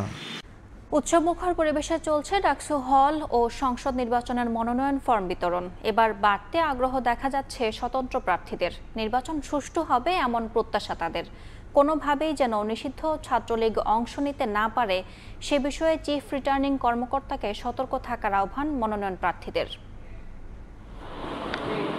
5 জনের বেশি সমর্থক নিয়ে মনোনয়ন ফর্ম সংগ্রহ বা জমা দিতে পারবে না ডাকসু, কেন্দ্রীয় ও হল সংসদ নির্বাচনের প্রার্থীরা। তাই উপস্থিতি ছিল কিছুটা কম। বুধবার সব মিলিয়ে বিক্রি হয়েছে কেন্দ্রীয় সংসদের মোট 20টি মনোনয়ন ফর্ম। জমা দিয়েছেন 4 জন। এছাড়াও হল সংসদের 18টি মনোনয়ন ফর্ম বিক্রি হয়েছে, যাদের বেশিরভাগই স্বতন্ত্র প্রার্থী। স্বতন্ত্র নিরপেক্ষ একজন মানুষ হিসেবে, নিরপেক্ষ একজন প্রার্থী হিসেবে দাঁড়িয়েছি, কোনো প্রকার রাজনৈতিক সংশ্লিষ্ট ছাড়া। হল লাইফে প্রত্যেকটা শিক্ষার্থী প্রবলেমের মধ্যে দিয়ে যায়, সেটা খাবার হোক, সেটা বাসস্থান হোক, প্রত্যেকটা জিনিস দিয়ে হ্যাঁ সবগুলো সমস্যা সমাধানের জন্য চেষ্টা করবে। আমার মূল লক্ষ্য হচ্ছে শিক্ষার্থীদের মানসিক স্বাস্থ্য নিয়ে কাজ করা, কারণ দেখা যায় যে বর্তমানে আত্মহত্যার হার যেটা রয়েছে শিক্ষার্থীদের মধ্যে সেটা ব্যাপক আকারে বেড়ে গিয়েছে। একটি ডিজিটাল আর্কাইভ করার চেষ্টা করব, যেখানে মুক্তিযুদ্ধের ইতিহাসকে আধুনিক সময়ের সাথে উপযোগী করে একটি ডিজিটাল আর্কাইভ করা হবে। কখনোই চাই না যে বহিরাগত দমন করতে যে আমার কোনো বড় ভাই বা বোন যাতে কষ্ট না পায়। অবশ্যই তাদের ক্যাম্পাস, এটা তাদের যেমন ক্যাম্পাস আমারও ক্যাম্পাস। মঙ্গলবার মনোনয়ন ফর্ম সংগ্রহ করা এক প্রার্থীর বিরুদ্ধে নিষিদ্ধ ছাত্রলীগের রাজনীতি করার অভিযোগ ওঠে। শিক্ষার্থীদের প্রত্যাশা বিষয়টি কঠোরভাবে দেখবে ডাকসু নির্বাচন কমিশন। ফ্যাসিস্ট আমলে যারা আমাদের হামলার সাথে জড়িত ছিল, আমাদের বিশ্ববিদ্যালয়ে অস্থিতিশীল অবস্থা তৈরি করেছিল, এটা আমি আশা করি এটা আমাদের চিফ রিটার্নিং অফিসার সেই জিনিসটা যেন সে ঠিকমতো দেখভাল করে এবং সে যাচাই বাছাই করে যেন একটা ভোটার তালিকা আবার দরকার হলে আবার পুনরায় প্রকাশ করে। এ ঘটনায় বিশ্ববিদ্যালয়ের পক্ষ থেকে কমিটি গঠন করা হয়েছে জানিয়ে রিটার্নিং কর্মকর্তা বলেন, অভিযোগ প্রমাণিত হলে ভোটের আগের দিন পর্যন্ত থাকবে প্রার্থী ও ভোটার তালিকা থেকে বাদ দেওয়ার সুযোগ। এরকম কেউ যদি ভোটের আগ পর্যন্ত ধরা পড়ে তাহলে আমাদের কমিটি আছে, যদি সত্যি প্রমাণিত হয় সে নিষিদ্ধ অথবা অপরাধ ইত্যাদি তখন কমিটি সিদ্ধান্ত নেবে। আগামী 18 তারিখ পর্যন্ত মনোনয়ন ফর্ম সংগ্রহ করতে পারবেন প্রার্থীরা। 9 সেপ্টেম্বর হবে ভোট গ্রহণ। জুম্মান সাদিক, জ্যাভলিন, সময় সংবাদ, ঢাকা। স্থায়ী ক্যাম্পাসের দাবিতে সিরাজগঞ্জের উল্লাপাড়ায় রেলপথ অবরোধ করেন রবীন্দ্র বিশ্ববিদ্যালয়ের শিক্ষার্থীরা। সকাল 9টা থেকে দুপুর 3টা পর্যন্ত চলে শিক্ষার্থীদের রেল ব্লকেট কর্মসূচি। এতে বন্ধ থাকে ঢাকার সঙ্গে উত্তর পশ্চিমাঞ্চলের ট্রেন চলাচল। ভোগান্তিতে পড়েন যাত্রীরা। স্থায়ী ক্যাম্পাসের ডিপিপি অনুমোদনের দাবিতে সিরাজগঞ্জের উল্লাপাড়া স্টেশনের রেল ক্রসিংয়ে অবস্থান নেন রবীন্দ্র বিশ্ববিদ্যালয়ের শিক্ষার্থীরা। বুধবার সকাল 9টার দিকে অবরোধ করেন রেলপথ। এতে বন্ধ হয়ে যায় ঢাকার সঙ্গে দেশের উত্তর পশ্চিমাঞ্চলের রেল যোগাযোগ। বিশ্ববিদ্যালয়ের নিজস্ব ক্যাম্পাসের দাবিতে লাগাতার আন্দোলন চললেও কর্তৃপক্ষ স্থায়ী ক্যাম্পাস নির্মাণের ব্যাপারে কোনো আশ্বাস দেয়নি বলে জানান শিক্ষার্থীরা। এ কারণে রেলপথ ব্লকেট কর্মসূচিতে নেমেছেন তারা। তাদের সঙ্গে আন্দোলনে নেমেছেন বিশ্ববিদ্যালয়ের শিক্ষক, কর্মকর্তা ও কর্মচারীও। একটা বিশ্ববিদ্যালয় যদি স্থায়ী ক্যাম্পাস বা কাঠামোগত উন্নতি না থাকে, এদের পড়া না পড়া সমান কথা ভাই। আমাদের এখন দেওয়ালে পিঠ থেকে গেছে, 9 বছর হয়ে গেছে আমাদের রবীন্দ্র বিশ্ববিদ্যালয়ে, কিন্তু এখন আমাদের কোনো স্থায়ী ক্যাম্পাস নাই। আমরা সরকারের কাছে আবেদন জানাচ্ছি, বারবার আবেদন জানিয়ে আসতেছি যে আমাদের ক্যাম্পাসের যে ডিপিজিবি সেটার জন্য পূর্ণ বাস্তবায়ন হয়। 6 ঘন্টা পর দুপুর 3টার দিকে স্বাভাবিক হয় ঢাকার সঙ্গে উত্তর পশ্চিমাঞ্চলের রেল যোগাযোগ।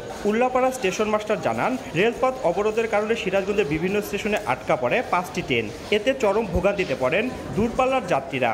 এসছি 8:30টায়, মূলত সবসময়তে ট্রেন এখান থেকে লেটই হয়, তারপরেও একটু দেরিতে আসছি, এসে দেখি যে এরকম আন্দোলন হচ্ছে। জনগণ ভোগান্তিতে পড়ছি। এখন 12:45 মানে 12:45 বাজে, এখন পর্যন্ত ট্রেন আসা অর্ড নিচ্ছি। রবীন্দ্র বিশ্ববিদ্যালয়ের ছাত্ররা তাদের কলেজ কেন্দ্রিক বিভিন্ন দাবি দেওয়ার ইয়ার উপলক্ষে 2টা আর কি যাতায়াত করে, হাইওয়ে বাস এবং কি আমাদের ট্রেন। তো ওরা সকাল 8:50 থেকে অবরোধ করে রাখছে। বিশ্ববিদ্যালয়ের প্রতিষ্ঠার দীর্ঘ 9 বছরের স্থায়ী ক্যাম্পাস নির্মাণ না হয় ভাড়া ভবনে চলছে একাডেমিক ও প্রশাসনিক কার্যক্রম। শিক্ষা মন্ত্রণালয় থেকে 519 কোটি টাকার প্রকল্প অনুমোদন দেওয়া হলেও একনেকের ডিপিপি অনুমোদনের অপেক্ষায় রয়েছে বলে জানিয়েছে বিশ্ববিদ্যালয় কর্তৃপক্ষ। রিঙ্কু কুণ্ডু, সময় সংবাদ, সিরাজগঞ্জ। খুলনা বিশ্ববিদ্যালয়ের ভেতরে থাকা সরকারি মৎস্য বীজ উৎপাদন খামার দখলের অভিযোগ উঠেছে শিক্ষার্থীদের একাংশের বিরুদ্ধে। কর্মকর্তা কর্মচারীদের বের করে তালা ঝুলিয়ে দেওয়া হয়েছে বিভিন্ন কক্ষে। এতে স্থবির হয়ে পড়েছে খামারের কার্যক্রম। শিক্ষার্থীরা বলছেন, বিশ্ববিদ্যালয়ের আবাসন সংকট সমাধানে এই খামার অধিগ্রহণের দাবি আমলে নেয়নি প্রশাসন। নিয়ামুল হোসেন কোচির ক্যামেরায় তানজিম আহমেদের রিপোর্ট। 9 আগস্ট দুপুরে খুলনা সরকারি মৎস্যবীজ উৎপাদন খামার দখল করেন খুলনা বিশ্ববিদ্যালয়ের শিক্ষার্থীরা। এরপর থেকে বন্ধ খামারটির সব কার্যক্রম। শিক্ষার্থীরা বলছেন বিশ্ববিদ্যালয়ের তীব্র আবাসন সংকট, গবেষণা, সৌন্দর্য বর্ধন সহ সার্বিক নিরাপত্তায় 10.35 একর আয়তনের এ খামারটি অধিগ্রহণের দাবি ছিল দীর্ঘদিনের। সংশ্লিষ্ট কর্তৃপক্ষ বারবার আশ্বাস দিলেও সমাধান না আসায় বাধ্য হয়ে দখলের কথা জানান তারা। আবাসন সংকটের প্রতিবাদ স্বরূপ আমরা এখানে শহীদ মীর মুগ্ধ হল নামকরণ করেছি ভবনটি। যতদিন পর্যন্ত আমাদের দাবি আদায় হচ্ছে আমরা এই প্রতিষ্ঠানটি অবস্থায় রাখার চিন্তা ভাবনা করছি। কেউ যদি আমাদের অধিকার না দিতে চায় তখন আমরা এটা জানি যে কিভাবে এটা অধিকার আদায় করে নিতে হয়। এদিকে দখলের এমন ঘটনায় উদ্বেগ প্রকাশ করে নিন্দা জানিয়েছে খুলনা বিশ্ববিদ্যালয় alumni association, fish farm owners association of Bangladesh সহ বিভিন্ন সংগঠন। আর মৎস্য অধিদপ্তর বলছে কোনো সরকারি দপ্তর এভাবে দখল করা অপরাধ, অত্যন্ত অপ্রীতিকর এবং এটা দেশের আইন শৃঙ্খলা কোনোভাবেই এটা যৌক্তিক নয়। আমাদের যারা চিংড়ি চাষি তারা অত্যন্ত শঙ্কিত অবস্থায় আছেন। জমির প্রয়োজনীয়তা থাকলেও এভাবে নিয়ন্ত্রণ নেওয়াকে সমর্থন করছে না খোদ বিশ্ববিদ্যালয় কর্তৃপক্ষ। জায়গার প্রয়োজন খুলনা বিশ্ববিদ্যালয়ের এ বিষয়ে কোনো সন্দেহ নেই এবং ছাত্রছাত্রীদের আবাসন প্রয়োজন এ বিষয়ে ছাত্রছাত্রীদের দাবি একেবারেই যৌক্তিক। তবে অবশ্যই এই জাতীয় ঘটনা আমাদের কারোর জন্যই খুব একটা সুখকর বিষয় না। মৎস্য বিভাগের তথ্য মতে খামারটিতে প্রতি বছর 16,500 চিংড়ি ও মৎস্যচাষীকে সেবা দেওয়া হয়। তানজিম আহমেদ, সময় সংবাদ, খুলনা। আনসার বাহিনীর সঙ্গে আনসার ভিডিপি ব্যাংক যুক্ত হলে কাজে আরও গতি আসবে বলে জানান বাহিনীর প্রধান মেজর জেনারেল আব্দুল মোতালেব সাজ্জাদ মাহমুদ। বুধবার বিকেলে আনসার ভিডিপি ব্যাংকের প্রধান কার্যালয়ে ব্যাংকের গত 1 বছরের সংস্কার নিয়ে করা সংবাদ সম্মেলনে একথা জানান তিনি। এই লক্ষ্য সামনে রেখে সঞ্জীবনী প্রজেক্টের আত্মপ্রকাশ করতে যাচ্ছে বাহিনীটি, যেখানে যুক্ত হবে আনসার ভিডিপি উন্নয়ন ব্যাংক। ব্যাংকটির চেয়ারম্যান ও বাহিনীর প্রধান জানান, বিগত 10 থেকে 15 বছরে নানা অনিয়ম ও দুর্নীতির মাধ্যমে ব্যাংকটিকে ঋণগ্রস্ত ও ভঙ্গুর করে দেওয়া হয়েছিল। ভুয়া ঋণ ও নানা অব্যবস্থাপনার কারণে ব্যাংকের কার্যক্রম ভেঙে পড়েছিল বলেও জানান তিনি। দায়িত্ব নেওয়ার 1 বছরে অচলাবস্থা কাটিয়ে আবারও আনসার ভিডিপি উন্নয়ন ব্যাংক সক্ষমতা অর্জন করেছে বলে দাবি করেন চেয়ারম্যান।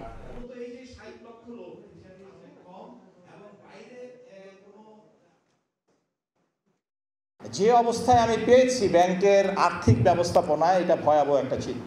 আমাদের কাঠামোগত যে চেঞ্জ, সেটার সাথে ব্যাংকের চেইনকে আমরা ইন্টিগ্রেট করেছি। আমরা নতুন একটা প্রজেক্ট ইনশাল্লাহ ব্যাংকের জন্যই লঞ্চ করছি, সেটার নাম হচ্ছে সঞ্জীবন প্রজেক্ট। আমাদের এই প্রজেক্টের মাধ্যমে বাহিনী এবং আর্থিক যে প্রতিষ্ঠান, এটার মধ্যে একটা সুসংগত অবস্থান তৈরি হবে। যদি এই বাহিনীর সাথে এই ব্যাংককে ওতপ্রোতভাবে খুবই ইন্টিগ্রেট করে আমরা যে সঞ্জীবন যে প্রজেক্টটা আছে, সেই প্রজেক্টে যদি করা যায় সফলভাবে, এই bank will be one of the leading bank in Bangladesh. 33টি অত্যাবশ্যকীয় ওষুধের দাম কমালো সরকারি ওষুধ উৎপাদনকারী প্রতিষ্ঠান এসেনশিয়াল ড্রাগস। সিন্ডিকেট ভেঙে ও অদক্ষ জনবল কমিয়ে উৎপাদন বাড়ানোর পাশাপাশি বিপুল টাকা সাশ্রয় হবে বলেও জানিয়েছেন কোম্পানিটির ব্যবস্থাপনা পরিচালক। 6 মাসে আরও কিছু ওষুধের দাম কমাতে কাজ চলছে বলেও জানান তিনি। গেল কয়েক বছরে বাজারে একটি শক্তিশালী ওষুধ সিন্ডিকেটের কারণে দাম বেড়েছে লাগামহীনভাবে। পট পরিবর্তনে অন্তর্বর্তী সরকার দায়িত্ব নেওয়ার পর ওষুধের পেছনে এই ব্যয় কমানোর উদ্যোগ নেওয়া হয়, যার অন্যতম উদ্যোগ হচ্ছে সরকারি ওষুধ কোম্পানি এসেনশিয়াল ড্রাগ কোম্পানি লিমিটেডের উৎপাদন সক্ষমতা বাড়ানো। বুধবার এক সংবাদ সম্মেলনে প্রতিষ্ঠানটির ব্যবস্থাপনা পরিচালক জানান, অপচয় কমিয়ে ও সিন্ডিকেট ভাঙার মাধ্যমে বেড়েছে উৎপাদন। স্বচ্ছ প্রক্রিয়ায় মানসম্মত এপিআই ন্যায়সঙ্গত মূল্যে ক্রয় করছি। কোম্পানির অদক্ষ ও অপ্রয়োজনীয় জনবল কমিয়ে উৎপাদন ক্ষমতা বৃদ্ধি করতে সক্ষম হয়েছি। ইতিমধ্যে 33টি ওষুধের দাম আগের তুলনায় শতকরা 50% পর্যন্ত কমানো হয়েছে। সরকারি ওষুধ উৎপাদন আরও বাড়ানোর পরিকল্পনা জানিয়ে প্রতিষ্ঠানটি বলছে, নিজেদের কারখানায় উৎপাদন বাড়িয়ে টোল ম্যানুফ্যাকচারিং বন্ধ করা হবে এবং সরকারি চাহিদার 70 থেকে 90% উন্নীত করা হবে। গত মাসে আরও 6টা ড্রাগস অ্যাড করা হয়েছে এবং আরও আগামী 3 মাসের মধ্যে আরও 18টা ড্রাগ আমরা এই লিস্টে অ্যাড করব। সরকারি ওষুধ কোম্পানি হিসেবে 1962 সালে যাত্রা শুরু করে গভর্নমেন্ট ফার্মাসিউটিক্যাল ল্যাবরেটরি বা জিপিএল। পরে 1983 সালে নাম বদলে হয় এসেনশিয়াল ড্রাগস কোম্পানি লিমিটেড। মনির হোসাইন, সময় সংবাদ, ঢাকা। আইনের ব্যত্যয় ঘটিয়ে মাতৃদুগ্ধের বিকল্প কৃত্রিম দুধের বিভিন্ন কোম্পানি গড়ে উঠেছে, যে কারণে দেশের অধিকাংশ শিশুরই জন্মগত অধিকার ক্ষুণ্ণ হওয়ার পাশাপাশি মানসিক বিকাশ করছে না। বুধবার দুপুরে জাতীয় প্রেস ক্লাবে বাংলাদেশ নিউ নেটাল ফোরাম আয়োজিত সংবাদ সম্মেলনে কথা বলেন বক্তারা। অনুষ্ঠানে শিশু ও মাতৃ স্বাস্থ্য ইনস্টিটিউটের পরিচালক অধ্যাপক ডাক্তার মুজিবুর রহমান বলেন, মায়ের দুধের বিকল্প প্রচার বা উৎসাহ দেওয়া ফৌজদারি অপরাধ এবং এর জন্য কঠোর শাস্তির বিধানও রয়েছে। অথচ আইনের প্রয়োগ না থাকায় বিকল্প কৃত্রিম দুধের অবাধ বিস্তার লক্ষ্য করা যাচ্ছে। পাশাপাশি শিশুর রোগ প্রতিরোধ শক্তি এবং ভবিষ্যতের সুস্থ জীবনের নিশ্চয়তা হারাচ্ছে বলেও মন্তব্য করেন তিনি। আশঙ্কাজনক হারে মারা যাচ্ছে সাদাসোনা খ্যাত বাগেরহাটের বাগদা চিংড়ি। ভরা মৌসুমে কাঙ্ক্ষিত উৎপাদন না হওয়ায় দিশেহারা চাষিরা। মরকের কারণ জানতে চিংড়ি গবেষণা কেন্দ্রের সহায়তা চান তারা। জেলা মৎস্য বিভাগ বলছে, ক্ষতি পুষিয়ে নিতে চাষিদের পাশে আছেন তারা। আলী আকবর টুটুলের তথ্য ও আমিনুল ইসলামের ছবিতে রিপোর্ট। দেশের সবচেয়ে বেশি চিংড়ি উৎপাদনকারী জেলা বাগেরহাট। তবে গত বছরের মতো এবারও মৌসুমের শুরুতে মানসম্মত বাগদা পোনার সংকটে পড়েন চাষিরা। এরপর লাগাতার বৃষ্টিতে মরক লাগে ঘেরে। চাষিরা জানান, গত বছরের তুলনায় এবার উৎপাদন অনেক কম। এতে কোটি কোটি টাকার ক্ষতির মুখে পড়েছেন তারা। যেখানে 10-12 কেজি বা 20 কেজি মাছ পাওয়া যায়, সেখানে 800 গ্রাম 900 গ্রাম ব্যাগ কেজি পাওয়া যাচ্ছে। পুঁজিপাতি সবই হারায় ফেলেছে, এখন বাইসে থাকা আমাকে কষ্ট। এবছর মাছ ফেলতেছে, মাছ মরে যাচ্ছে। কি কারণে ঘেরের চিংড়ি মারা যাচ্ছে তা শনাক্ত করতে চিংড়ি গবেষণা কেন্দ্রের সহায়তা চান এই ব্যবসায়ী নেতা। আমাদের এই অঞ্চলে বিশেষ করে এই রামপাল তাপ বিদ্যুৎ কেন্দ্র হওয়ার পরে পরিবেশের উপরে কোনো প্রভাব পড়েছে কিনা এটা যেন পরীক্ষা নিরীক্ষা করে দেখা হয়। ঘেরের পানি মাটি সংগ্রহ করে বাগদা চিংড়ির রোগ নির্ণয় করা হবে বলে জানান এই গবেষক। চাষিদের সাথে যোগাযোগ করে আমরা স্যাম্পলগুলো কালেকশন করে আমরা দেখার চেষ্টা করব। পোনার যদি গুণগত মান ঠিক যদি না থাকে, তাহলে আমরা যতই ম্যানেজমেন্ট করি না কেন এটা ভালো হবে না। জেলা মৎস্য কর্মকর্তা বলছেন, ভাইরাসের পাশাপাশি ঘেরে পানি স্বল্পতা, অস্বাভাবিক তাপমাত্রা ও লাগাতার বৃষ্টির কারণে নোনা পানির চিংড়ি মারা যাচ্ছে। প্রচুর বৃষ্টিপাত হওয়ার কারণে লবণাক্ততাটা কমে গেছে, যে কারণে বাগদা চিংড়ির ক্ষেত্রে আপনার কোনো চাষিরা ক্ষতিগ্রস্ত হয়েছে। জেলায় 51,159 হেক্টর জমিতে 46,313টি বাগদা চিংড়ি ঘের রয়েছে। গত অর্থ বছরে 20,940 মেট্রিক টন বাগদা চিংড়ি উৎপাদন হয়েছে। সময় সংবাদ, বাগেরহাট। চাহিদা থাকায় চুয়াডাঙ্গায় বাড়ছে পাটের আবাদ। জাগ দেয়া সহ নানা কাজে ব্যস্ত কৃষক ভালো দাম পাবে বলেও আশাবাদী তারা। মাহফুজ মামুনের তথ্য ও ছবি নিয়ে রিপোর্ট। চুয়াডাঙ্গার 4টি উপজেলায় এ মৌসুমে 8,695 হেক্টর জমিতে পাট চাষ করেছেন কৃষকরা, যা গত বছরের চেয়ে 1,235 হেক্টর বেশি। এবার আবহাওয়া অনুকূলে থাকায় পাট অনেক ভালো হয়েছে। নিয়মিত বৃষ্টি হওয়ায় জাগ দেয়া নিয়ে কোনো দুশ্চিন্তা নেই। ভালো দাম পাওয়ার আশাবাদী কৃষকরা। পাটে সেমন ফলন এবছরে নেই, তার কারণ পাট এবার খুব একটা সুবিধা নেই, পাট অনেক মরে গিয়েছে। নিম্ন পাট হয়েছে, মরে যাচ্ছে। এইভাবে যদি হয় আপনার 6 থেকে 7-8 মণ পাট হতে পারে, তাতে দেখা যাচ্ছে যে লাভও নেই, দেখা যাচ্ছে যে লসের খাতায় পড়ে যায়। এবার পাটের দাম মোটামুটি অনেক ভালো, কিন্তু বৃষ্টির কারণে পাট অনেক মারা গেছে। পাটের ফলন লক্ষ্যমাত্রার চেয়ে বেশি হবে বলে জানান এই কৃষি কর্মকর্তা। প্রচুর পরিমাণে বৃষ্টিপাত হয়েছে, পানি যথেষ্ট পরিমাণে রয়েছে এবং পাট পচানোর ক্ষেত্রে কৃষকদের কোনো সমস্যা নেই, যার জন্য আমরা আশা করছি যে এবারের পাট যেমন একদিকে বেশি হয়েছে এবং পাটের যে গুণগত মান, পাটের আঁশের যে গুণগত মান, সেটিও ভালো হবে এবং কৃষকরা ভালো দাম পাবে। চুয়াডাঙ্গায় এ মৌসুমে 23,041 মেট্রিক টন পাট উৎপাদন হবে বলে জানিয়েছে কৃষি বিভাগ। সময় সংবাদ, চুয়াডাঙ্গা। ভোরের সময় এই ছিল আমার কাছে। পরবর্তী সংবাদগুলো জানাতে সঙ্গে থাকবেন কাজল আব্দুল্লাহ। ধন্যবাদ। রংপুরের তারাগঞ্জে চোর সন্দেহে দুজনকে পিটিয়ে হত্যার ঘটনায় দায়িত্বে অবহেলার অভিযোগ এনে তারাগঞ্জ থানার 8 পুলিশ সদস্যকে সাময়িক বরখাস্ত করা হয়েছে। নিয়োগ দেওয়া হয়েছে নতুন তদন্ত কর্মকর্তা। বুধবার পুলিশ সুপারের নির্দেশে পুলিশ লাইন্সে তাদের সংযুক্ত করা হয়। সাময়িক বরখাস্ত হওয়া পুলিশ সদস্যদের মধ্যে রয়েছেন 2 জন এসআই এবং 6 জন কনস্টেবল। একই সঙ্গে এসআই আবু জুবায়েরকে তদন্ত কার্যক্রম থেকে অব্যাহতি দেওয়া হয়েছে। নতুন তদন্ত কর্মকর্তা হিসেবে নিয়োগ পেয়েছেন তারাগঞ্জ থানার পুলিশ পরিদর্শক রফিকুল ইসলাম। গত 9 আগস্ট রাতে তারাগঞ্জের বুড়িরহাটে চোর সন্দেহে গণপিটুনিতে হত্যাকাণ্ডের শিকার হন রূপলাল দাস ও প্রদীপ দাস নামে দুই ব্যক্তি।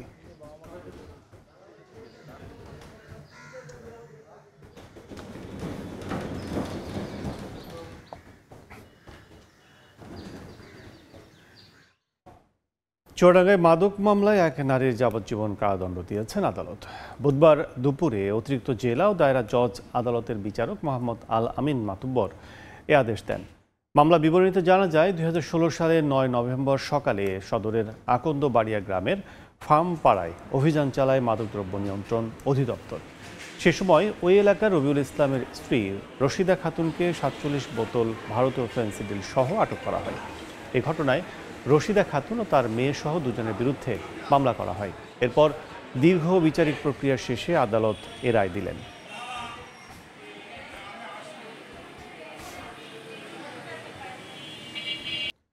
নারায়ণগঞ্জে 3টি অবৈধ পলিথিন কারখানাকে 4 লাখ টাকা জরিমানা করেছেন ভ্রাম্যমাণ আদালত। একই সঙ্গে জব্দ করা হয়েছে বিপুল পরিমাণ নিষিদ্ধ পলিথিন ও তৈরির কাঁচামাল। র্যাব জানায় বুধবার দুপুরে ফতুল্লার ভুঁইগড় এলাকায় 4টি অবৈধ কারখানায় যৌথ অভিযান পরিচালনা করে র্যাব, পরিবেশ অধিদপ্তর ও জেলা প্রশাসন। এ সময় কারখানাগুলোতে অনুমোদন ছাড়া অবৈধভাবে নিষিদ্ধ পলিথিন উৎপাদনের প্রমাণ পাওয়া যায়।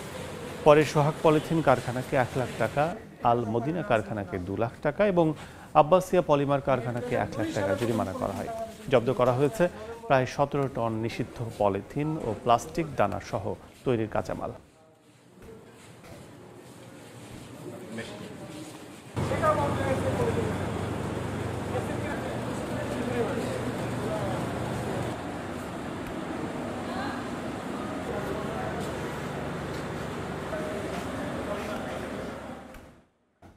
নারায়ণগঞ্জে ভ্রাম্যমাণ আদালতের অভিযানে 3টি অবৈধ পলিথিন কারখানাকে সর্বোচ্চ 4 লাখ টাকা জরিমানা করেছেন ভ্রাম্যমাণ আদালত। গোপালগঞ্জে আঞ্চলিক পাসপোর্ট অফিসে অভিযান চালিয়েছে দুর্নীতি দমন কমিশন। বুধবার সকালে সাদা পোশাকে পাসপোর্ট অফিসে যান দুদক কর্মকর্তারা। এ সময় দালাল চক্রের সদস্যদের সঙ্গে পুলিশ ও আনসার সদস্যদের জড়িত থাকার প্রমাণ পান তারা। তবে দুদকের উপস্থিতি টের পেয়ে পালিয়ে যায় দালাল চক্র। বিষয়টি প্রধান কার্যালয়ে অবহিত করা হবে বলে জানিয়েছেন দুদকের সহকারী পরিচালক।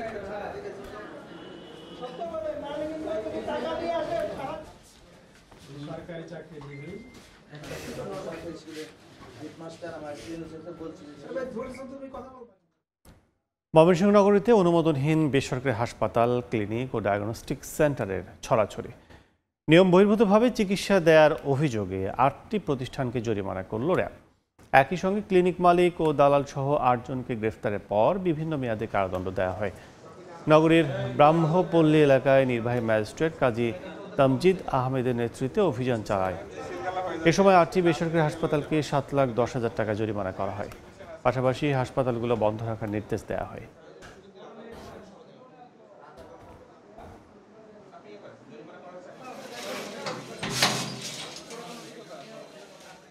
তারা দেখতে লাগবে না।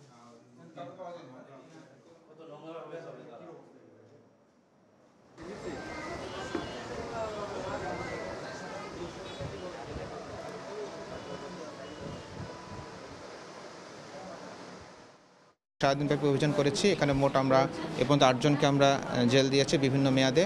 টোটাল 7,10,000 টাকা জরিমানা করেছি। বিভিন্ন ধারাতে আমরা জরিমানা করেছি এবং প্রত্যেকটি হাসপাতাল এবং ক্লিনিকগুলোকে আমরা তাদের কার্যক্রম বন্ধ রাখতে বলেছি। কোনো ধরনের অবৈধ স্থাপনার মাধ্যমে কোনো ধরনের মেডিকেল ক্লিনিক যাতে এখানে গড়ে না ওঠে, কারণ এটি মেডিকেল সেক্টরটা খুবই ভয়ঙ্কর পেশেন্টদের ক্ষেত্রে, যাতে করে কোনো ধরনের পেশেন্ট মারা না যায় এবং খারাপ চিকিৎসার কারণে।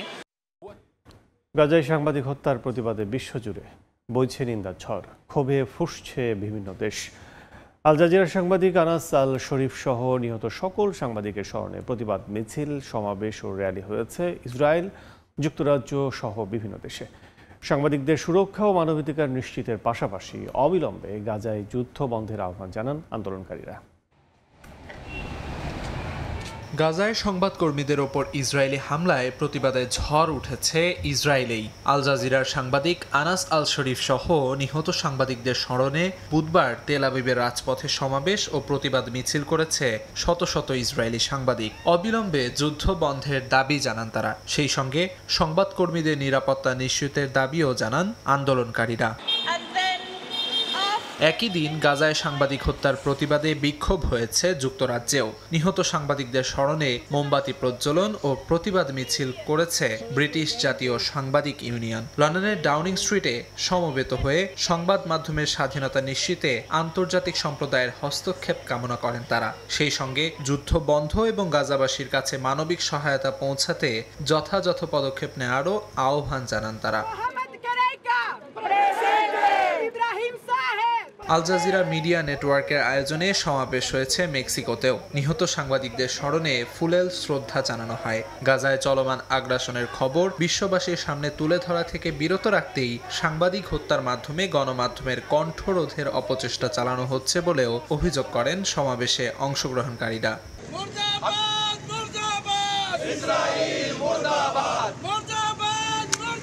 বিক্ষোভ হয়েছে পাকিস্তানেও। পাক প্যালেস্টাইন ফোরাম এর আয়োজনে ইসলামাবাদে এবং করাচি ইউনিয়ন অফ জার্নালিস্ট এর আয়োজনে করাচিতে প্রেস ক্লাবের বাইরে প্রতিবাদ র্যালি অনুষ্ঠিত হয়। র্যালিতে যোগ দিয়ে গাজায় সাংবাদিক হত্যার প্রতিবাদ জানান দেশটির সংবাদকর্মী সহ নানা পেশার মানুষ।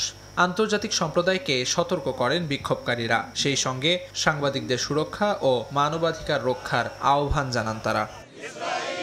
আমিরুল ইসলাম আলিফ, সময় সংবাদ। ইরানের পরমাণু কর্মসূচি নিয়ে উত্তেজনার মধ্যেই কঠোর বার্তা দিল ফ্রান্স, জার্মানি ও যুক্তরাজ্য। আগস্টের শেষ নাগাদ তেহরান আলোচনায় না বসলে নিষেধাজ্ঞা পুনর্বহাল করার হুমকি দিয়েছে দেশগুলো। এদিকে পশ্চিমাদের একতরফা নিষেধাজ্ঞাকে মানবতা বিরোধী অপরাধ হিসেবে স্বীকৃতি দেওয়ার আহ্বান জানিয়েছেন ইরানের পররাষ্ট্রমন্ত্রী আব্বাস আরাকচি। এসব নিষেধাজ্ঞায় নানা সংকটে প্রতি বছর বিশ্বজুড়ে 5 লাখের বেশি মানুষের মৃত্যু হয় বলেও দাবি করেন তিনি। ইরানকে পারমাণবিক অস্ত্র তৈরি থেকে বিরত রাখতে সব ধরনের কূটনৈতিক হাতিয়ার ব্যবহার করবে ফ্রান্স, যুক্তরাজ্য ও জার্মানি। সম্প্রতি জাতিসংঘ মহাসচিব ও নিরাপত্তা পরিষদের উদ্দেশ্যে এক যৌথ চিঠিতে স্পষ্ট এ বার্তা দেয় দেশ তিনটি। বলা হয়, আগস্টের শেষ নাগাদ আলোচনায় বসা বা সময়সীমা না বাড়ালে দেশটির বিরুদ্ধে নিষেধাজ্ঞা পুনর্বহাল করা হবে। এরই মধ্যে পশ্চিমা দেশগুলোর একতরফা নিষেধাজ্ঞাকে মানবতার বিরুদ্ধে অপরাধ হিসেবে স্বীকৃতি দিতে আন্তর্জাতিক সম্প্রদায়ের প্রতি আহ্বান জানিয়েছেন ইরানের পররাষ্ট্রমন্ত্রী আব্বাস আরাকচি। নতুন এক গবেষণার বরাতে তিনি বলেন, যুক্তরাষ্ট্রের নিষেধাজ্ঞার কারণে নানা অর্থনৈতিক সংকটের মুখে বিশ্বে প্রতি বছর 5 লাখের বেশি মানুষের মৃত্যু হয়, যার বেশিরভাগই শিশু ও বয়স্ক। পরিস্থিতি মোকাবিলায় নিষেধাজ্ঞা পীড়িত দেশগুলোকে ঐক্যবদ্ধ হওয়ার আহ্বান জানান তিনি। গত কয়েক দশক ধরে মার্কিন ও ইউরোপীয় নিষেধাজ্ঞার মুখে থেকেও শান্তিপূর্ণ পারমাণবিক কর্মসূচি চালিয়ে এসেছে ইরান। 2015 সালে যুক্তরাষ্ট্র, জার্মানি, ফ্রান্স, ব্রিটেন, রাশিয়া ও চীনের সঙ্গে যৌথ সমন্বিত কর্মপরিকল্পনা চুক্তি সই করে তেহরান, যা জাতিসংঘ নিরাপত্তা পরিষদের 2231তম প্রস্তাবেও অনুমোদিত হয়। তবে 2018 সালের মে মাসে ওয়াশিংটনের একতরফা সরে যাওয়া এবং পুনরায় নিষেধাজ্ঞা আরোপের পর চুক্তির ভবিষ্যৎ অনিশ্চয়তায় পড়ে। পশ্চিমাদের অবরোধ ইরানের অগ্রযাত্রায় কিছুটা বাধা দিলেও দেশটিকে নিজস্ব প্রযুক্তি ও উচ্চতর বিজ্ঞান ক্ষেত্রে স্বনির্ভরতার দিকে আরও এগিয়ে দিয়েছে বলে দাবি তেহরানের। মৌসুমী সাথী, সময় সংবাদ। ভোরের সময় আরও থাকছে। নেপালের বিপক্ষে ফিফা প্রীতি ম্যাচের প্রাথমিক দলে হামজা চৌধুরী, লেস্টার সিটিকে চিঠি দিল বাফুফে। কাবরেরার দলে নেই সমিত সোম। আমরা কিন্তু হামজাকেও রেখেছি, যদি কোনো রকম পাওয়া যায় তার ওখান থেকে, সেও জয়েন করার একটাই আছে। ফ্রান্স, স্পেন ও গ্রিসের পর এবার জার্মানিতেও নতুন করে বাড়তে শুরু করেছে তীব্র দাবদাহ। বুধবার দেশটিতে তীব্র তাপ প্রবাহে স্থবির হয়ে পড়ে গোটা দেশ। প্রখর তাপ থেকে দাবানলের শঙ্কায় দেশটিতে জারি করা হয়েছে সর্বোচ্চ সতর্কতা। জার্মানি থেকে বিস্তারিত জানাচ্ছেন বিটু বড়ুয়া। কয়েক সপ্তাহ বিরতি দিয়ে জার্মানিতে আবারও বেড়েছে তীব্র দাবদাহ। জার্মান আবহাওয়া অধিদপ্তর DWD জানায় প্রতিবেশী দেশ ফ্রান্স সহ স্পেন, পর্তুগাল ও গ্রিসের মতো বুধবার থেকে শুক্রবার পর্যন্ত জার্মানির পশ্চিম ও দক্ষিণ পশ্চিমাঞ্চল সহ মধ্য জার্মানির বেশ কিছু অঞ্চলে বেশ কয়েকটি স্থানে সর্বোচ্চ তাপপ্রবাহ বয়ে যেতে পারে। এ সময় তাপমাত্রা 30 থেকে 38 ডিগ্রি সেলসিয়াস পর্যন্ত উঠতে পারে বলে জানায় আবহাওয়া অধিদপ্তর। সে কারণে বন্দরনগরী ফ্রাঙ্কফুর্ট, স্টুটগার্ট, মাইন্স, কার্লসরুয়ে, মানহাইম সহ ফ্রাইবুর্গের স্থানীয় বাসিন্দাদের 5 নম্বর সতর্ক সংকেত লীলা দেখিয়ে যেতে বলা হয়েছে। দেশ জুড়ে তীব্র গরমে স্থানীয়দের মতো অস্বস্তি নিয়ে দিন পার করছে দেশটির প্রবাসীরাও। কিছুদিন আগে ওয়েদার খুবই সুন্দর ছিল, বৃষ্টি ছিল, ঠান্ডা ছিল। এখন ওয়েদার এরকমই গরম, রাস্তায় কাজ করলে বাঙালি ভাইরা অনেক কষ্ট হয়। অন্যান্য দেশগুলোতেও যে দাবানল শুরু হয়েছে, বিভিন্ন বন জঙ্গল পুড়ে যাচ্ছে, জার্মানিতেও সেই ধরনের আশঙ্কা রয়েছে। তবে জার্মান সরকার খুবই সতর্ক নিয়ে এই কাজটা করছে যাতে জার্মানে এই ধরনের দাবানল না হয়। বরাবরের মতো দাবানলের সংখ্যায় জার্মানির প্রায় সবগুলো বনভূমি ও বিশেষ সবুজায়িত এলাকাগুলোতে জারি করা হয়েছে সর্বোচ্চ সতর্ক সংকেত। প্রস্তুত রাখা হয়েছে অগ্নি নির্বাপক ও দুর্যোগ ব্যবস্থাপনা সংস্থাগুলোকে।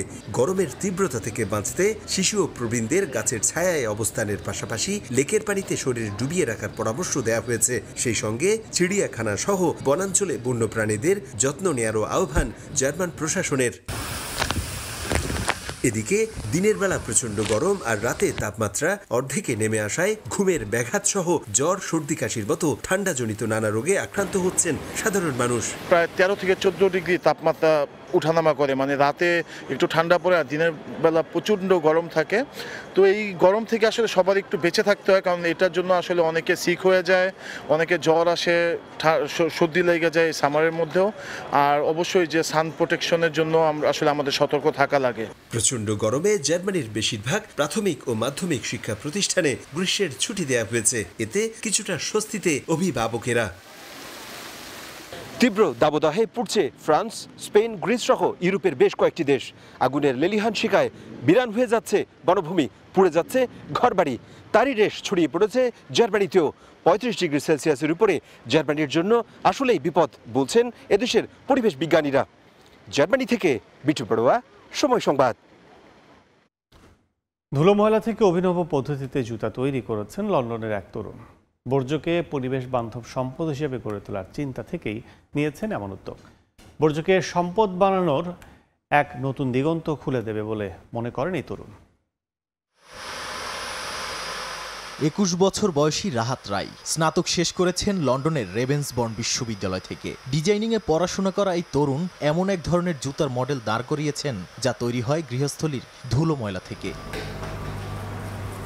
রাইয়ের প্রজেক্টের নাম ডান অ্যান্ড ডাস্ট। প্রজেক্টের কার্যপ্রণালী হিসেবে তিনি প্রতিদিন ভ্যাকুয়াম ক্লিনার থেকে গৃহস্থলীর ময়লা সংগ্রহ করেন।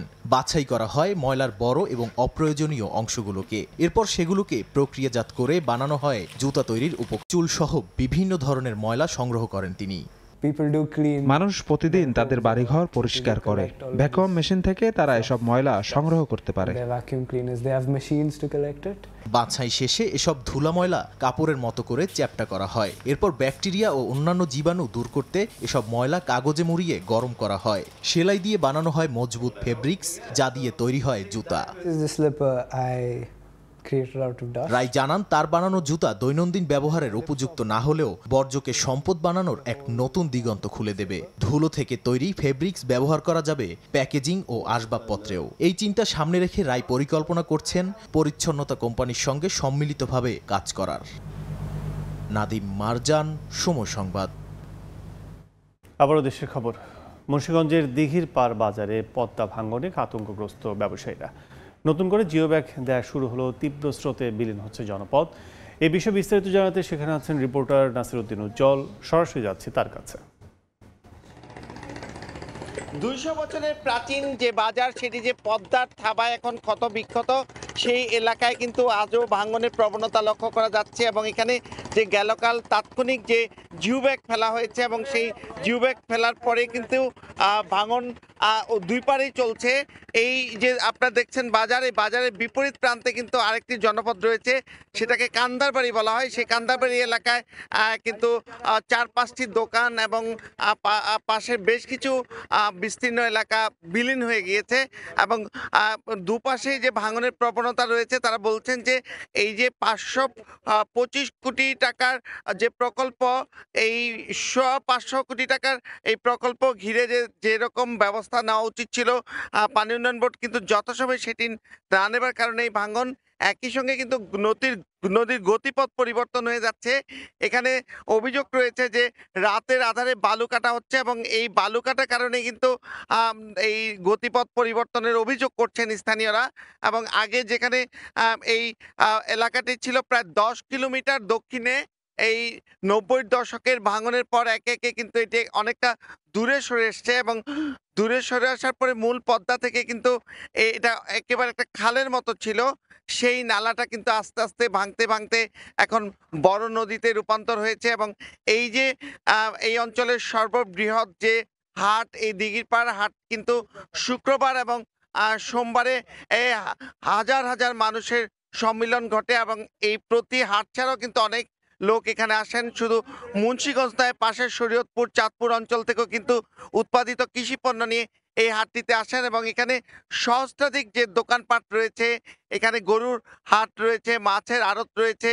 এই এলাকা ঘিরে যে এই ভাঙনের কারণে কিন্তু পুরো আতঙ্কগ্রস্ত এবং এই যে গেলকাল যে 6টি ব্যবসা প্রতিষ্ঠান বিলীন হয়ে গেছে, এর পাশে যেই দোকানপাটগুলো আছে সেগুলো কিন্তু সরিয়ে নেওয়া হয়েছে এবং সরিয়ে নেওয়ার পরেও কিন্তু তাদের আতঙ্ক থামেনি। এবং এর পেছনে কিন্তু সদর উপজেলা সেই শিলো এলাকায় একটি মাদ্রাসা এখন হুমকিতে রয়েছে। এই পুরো এলাকার যে পদ্মার রুদ্র মূর্তি, এটি কিন্তু ক্রমশ বাড়ছে এবং ঘূর্ণিস্রোতের কারণে পুরো এলাকা মুহূর্তে কিন্তু বিলীন হয়ে যায় এবং দীর্ঘদিনের যে ভাঙনের অভিজ্ঞতা, সেই অভিজ্ঞতার কারণে কিন্তু নদীর পাড়ে মানুষ নির্ঘুম রাত কাটাচ্ছে। একই সঙ্গে কিন্তু জাতীয় গ্রিডের লাইন কিন্তু এই বাজারের পাশেই রজত রেখা নদীর উপরে যেটি করা হয়েছিল সেটা কিন্তু এখন হুমকিতে। তো এই ছিল মুন্সিগঞ্জের দিঘিরপাড় বাজারের ভাঙনের সবশেষ। পদ্মার ভাঙনের খবর জানতে এতক্ষণ সরাসরি ছিলাম মুন্সিগঞ্জে। নেপালের বিপক্ষে ফিফা ফ্রেন্ডলি ম্যাচে হামজা চৌধুরীকে পেতে লেস্টার সিটিকে চিঠি দিয়েছে বাফুফে। বিষয়টি নিশ্চিত করেছেন জাতীয় দলের ম্যানেজার আমিরান খান। তাকে রেখেই প্রাথমিক দল সাজিয়েছেন হাভিয়ার ক্যাব্রেরা। তবে তিনি এই ম্যাচে খেলবে না বলেই আগে জানানো হয়েছিল বাফুফের পক্ষ থেকে। বাংলাদেশ জাতীয় দলের গুরুত্বপূর্ণ অ্যাসাইনমেন্ট অক্টোবরে হংকংয়ের বিপক্ষে। সেই ম্যাচে খেলবেন হামজা, সমিত সোম। তাই নেপালের বিপক্ষে সেপ্টেম্বর উইন্ডোর ফিফা ফ্রেন্ডলিতে তাদের ডাকার পরিকল্পনা ছিল না বাফুফের। তবে হঠাৎই ভাবনা বদল টিম ম্যানেজমেন্টের। হামজাকে রেখেই প্রাথমিক স্কোয়াড সাজিয়েছেন ক্যাব্রেরা। ফিফা উইন্ডোতে জাতীয় দলের ফুটবলার ধরে রাখার বাধ্যবাধকতা নেই ক্লাবগুলোর। সেটা হিসেব করেই হামজাকে পেতে লেস্টার সিটিকে চিঠি দিয়েছে বাফুফে। তবে এই তারকা ফুটবলারের নেপাল ম্যাচ নিয়ে অবস্থান কি তা নিশ্চিত করতে পারেননি জাতীয় দলের ম্যানেজার। যেহেতু এটা একটা ক্লাবের থেকে আনতে হবে, সেই রিকোয়ারমেন্টটা তাদের ক্লাবকে দেওয়া হয়েছে। যদি তারা অ্যালাউ করে তাহলে আমরা হয়তো সেই সময় দেখতে পাবো। 23 জনের স্কোয়াডে আমরা যেটাকে শুরু করছি, আমরা কিন্তু হামজাকেও রেখেছি। যদি কোনো রকম পাওয়া যায় তার ওখান থেকে, সেও জয়েন করার একটাই আছে। হামজাকে নিয়ে চেষ্টা করলেও নেপাল ম্যাচ সামনে রেখে আসছেন না সমিত সোম। ফিফা ফ্রেন্ডলির এই ম্যাচ তিনি খেলবেন না তা জানিয়েছিলেন আগেই। একই সঙ্গে ফাহমেদুল কিংবা কিউবা মিচেলদেরও খেলা হবে না অনূর্ধ্ব 23 দলের এশিয়ান কাপ বাছাই ম্যাচ থাকায়। সমিত সোমকেও চিঠি দেওয়া হয়েছে, কিন্তু আসলে তো ওই সময়ের খেলা ও ছাড়বে না, ক্লাবটা জানিয়েছে। জামালের সাথে আমার যে কথাটা হয়েছে, সে 14 তারিখে ক্যাম্পে ব্যাক করবে। ওইভাবে আমরা আলাপ আলোচনা করেছি যে তার একটা বিশেষ কাজে সে আছে, 14 তারিখে আবার ব্যাক করবে। তো 14 তারিখ অন্যান্য ক্যাম্প প্লেয়ারের সাথে তাকে আমরা পাবো। এদিকে সেপ্টেম্বর উইন্ডো সামনে রেখে ক্যাম্প শুরু করেছে বাফুফে। ক্লাব ব্যস্ততা থাকায় আবাহনী ও বসুন্ধরার ফুটবলাররা যোগ দেবেন পরে। 5 তারকা হোটেলে শুধু টাকা খরচ ছাড়া মাত্র 6 জনকে নিয়ে এই ক্যাম্পের সুফল আদৌ মিলবে কিনা তা কিন্তু প্রশ্নবিদ্ধ। এস এম ইকবাল, সময় সংবাদ, ঢাকা। বাহরাইনে ক্যাম্প করতে যাচ্ছেন না আলোচিত ফুটবলার কিউবা মিচেল। গণমাধ্যমে গুঞ্জন তাকে ছাড়তে রাজি নন বসুন্ধরা কিংস, তাই বাংলাদেশ অনূর্ধ্ব 23 দলের সঙ্গে এখনই যুক্ত হওয়া হচ্ছে না তার। তবে হেড কোচ সাইফুল বারী টিটুর দাবি, তার বিমান টিকিট নিশ্চিত করেছে বাফুফে। এদিকে টিটুর কোচিংয়ে হাভিয়ার ক্যাবরেরা হস্তক্ষেপ করছেন বলেও অভিযোগ উঠেছে। অ্যাবসলিউটলি আমাদের 4 জনের টিকিট কাটা আছে বসুন্ধরা, যারা যাবে ওখান থেকে রিমন, জনি, শ্রাবণ এবং কিউবা। বেশ আত্মবিশ্বাস নিয়ে কিউবার বাহরাইন যাওয়ার বিষয়টি নিশ্চিত করেছেন সাইফুল বারী টিটু। বিমান টিকিট হাতে থাকলে আত্মবিশ্বাসের অভাব হওয়ারও কথা নয়, তবে জল ঘোলা হয়েছে, যার ফলে ধোঁয়াশা তৈরি হয়েছে কিউবা মিচেলের বাহরাইন যাত্রা নিয়ে। বিভিন্ন মহলে গুঞ্জন, এই ক্যাম্পের জন্য তাকে ছাড়তে রাজি নয় বসুন্ধরা কিংস, যদিও এই বিষয়ে আনুষ্ঠানিক মন্তব্য পাওয়া যায়নি ক্লাবটির কোনো কর্মকর্তার। অনূর্ধ্ব 23 এশিয়ান কাপ বাছাইয়ের জন্য 12 দিন ধরে ফুটবলারদের কোচিং করাচ্ছেন হেড কোচের দায়িত্ব পাওয়া বাফুফের টেকনিক্যাল ডিরেক্টর সাইফুল বারী টিটু। তবে 11 অগস্ট দেশে এসে সেখানে নাকি নাক গলিয়েছেন জাতীয় দলের কোচ হাভিয়ার ক্যাবরেরা, যদিও এই বিষয়টি কৌশলে এড়িয়ে গেছেন টিটু। ব্যাপারটা হচ্ছে যে এরকম যে আপনার ফুল কন্ট্রোলে না থাকলে তো I am not the head coach. এবং আরেকটা জিনিস হচ্ছে কন্ট্রোল বলতে আমরা কতটুকু বুঝি, কন্ট্রোলের প্যারামিটারটা কি। আমরা আগে বলেছি আসলে যে আমাদের অক্টোবরে 2টা ইম্পর্টেন্ট ম্যাচ হংকংয়ের সাথে, এবং সিনিয়র ন্যাশনাল টিমের বেশ কিছু প্লেয়ার এখানে আছে। সো আমরা ওই গেম মডেলটা ঠিক রাখার জন্যই আমরা কাজ করছি, যেহেতু হ্যাভিয়ার অনেক দিন ধরে ন্যাশনাল টিমে কাজ করছে।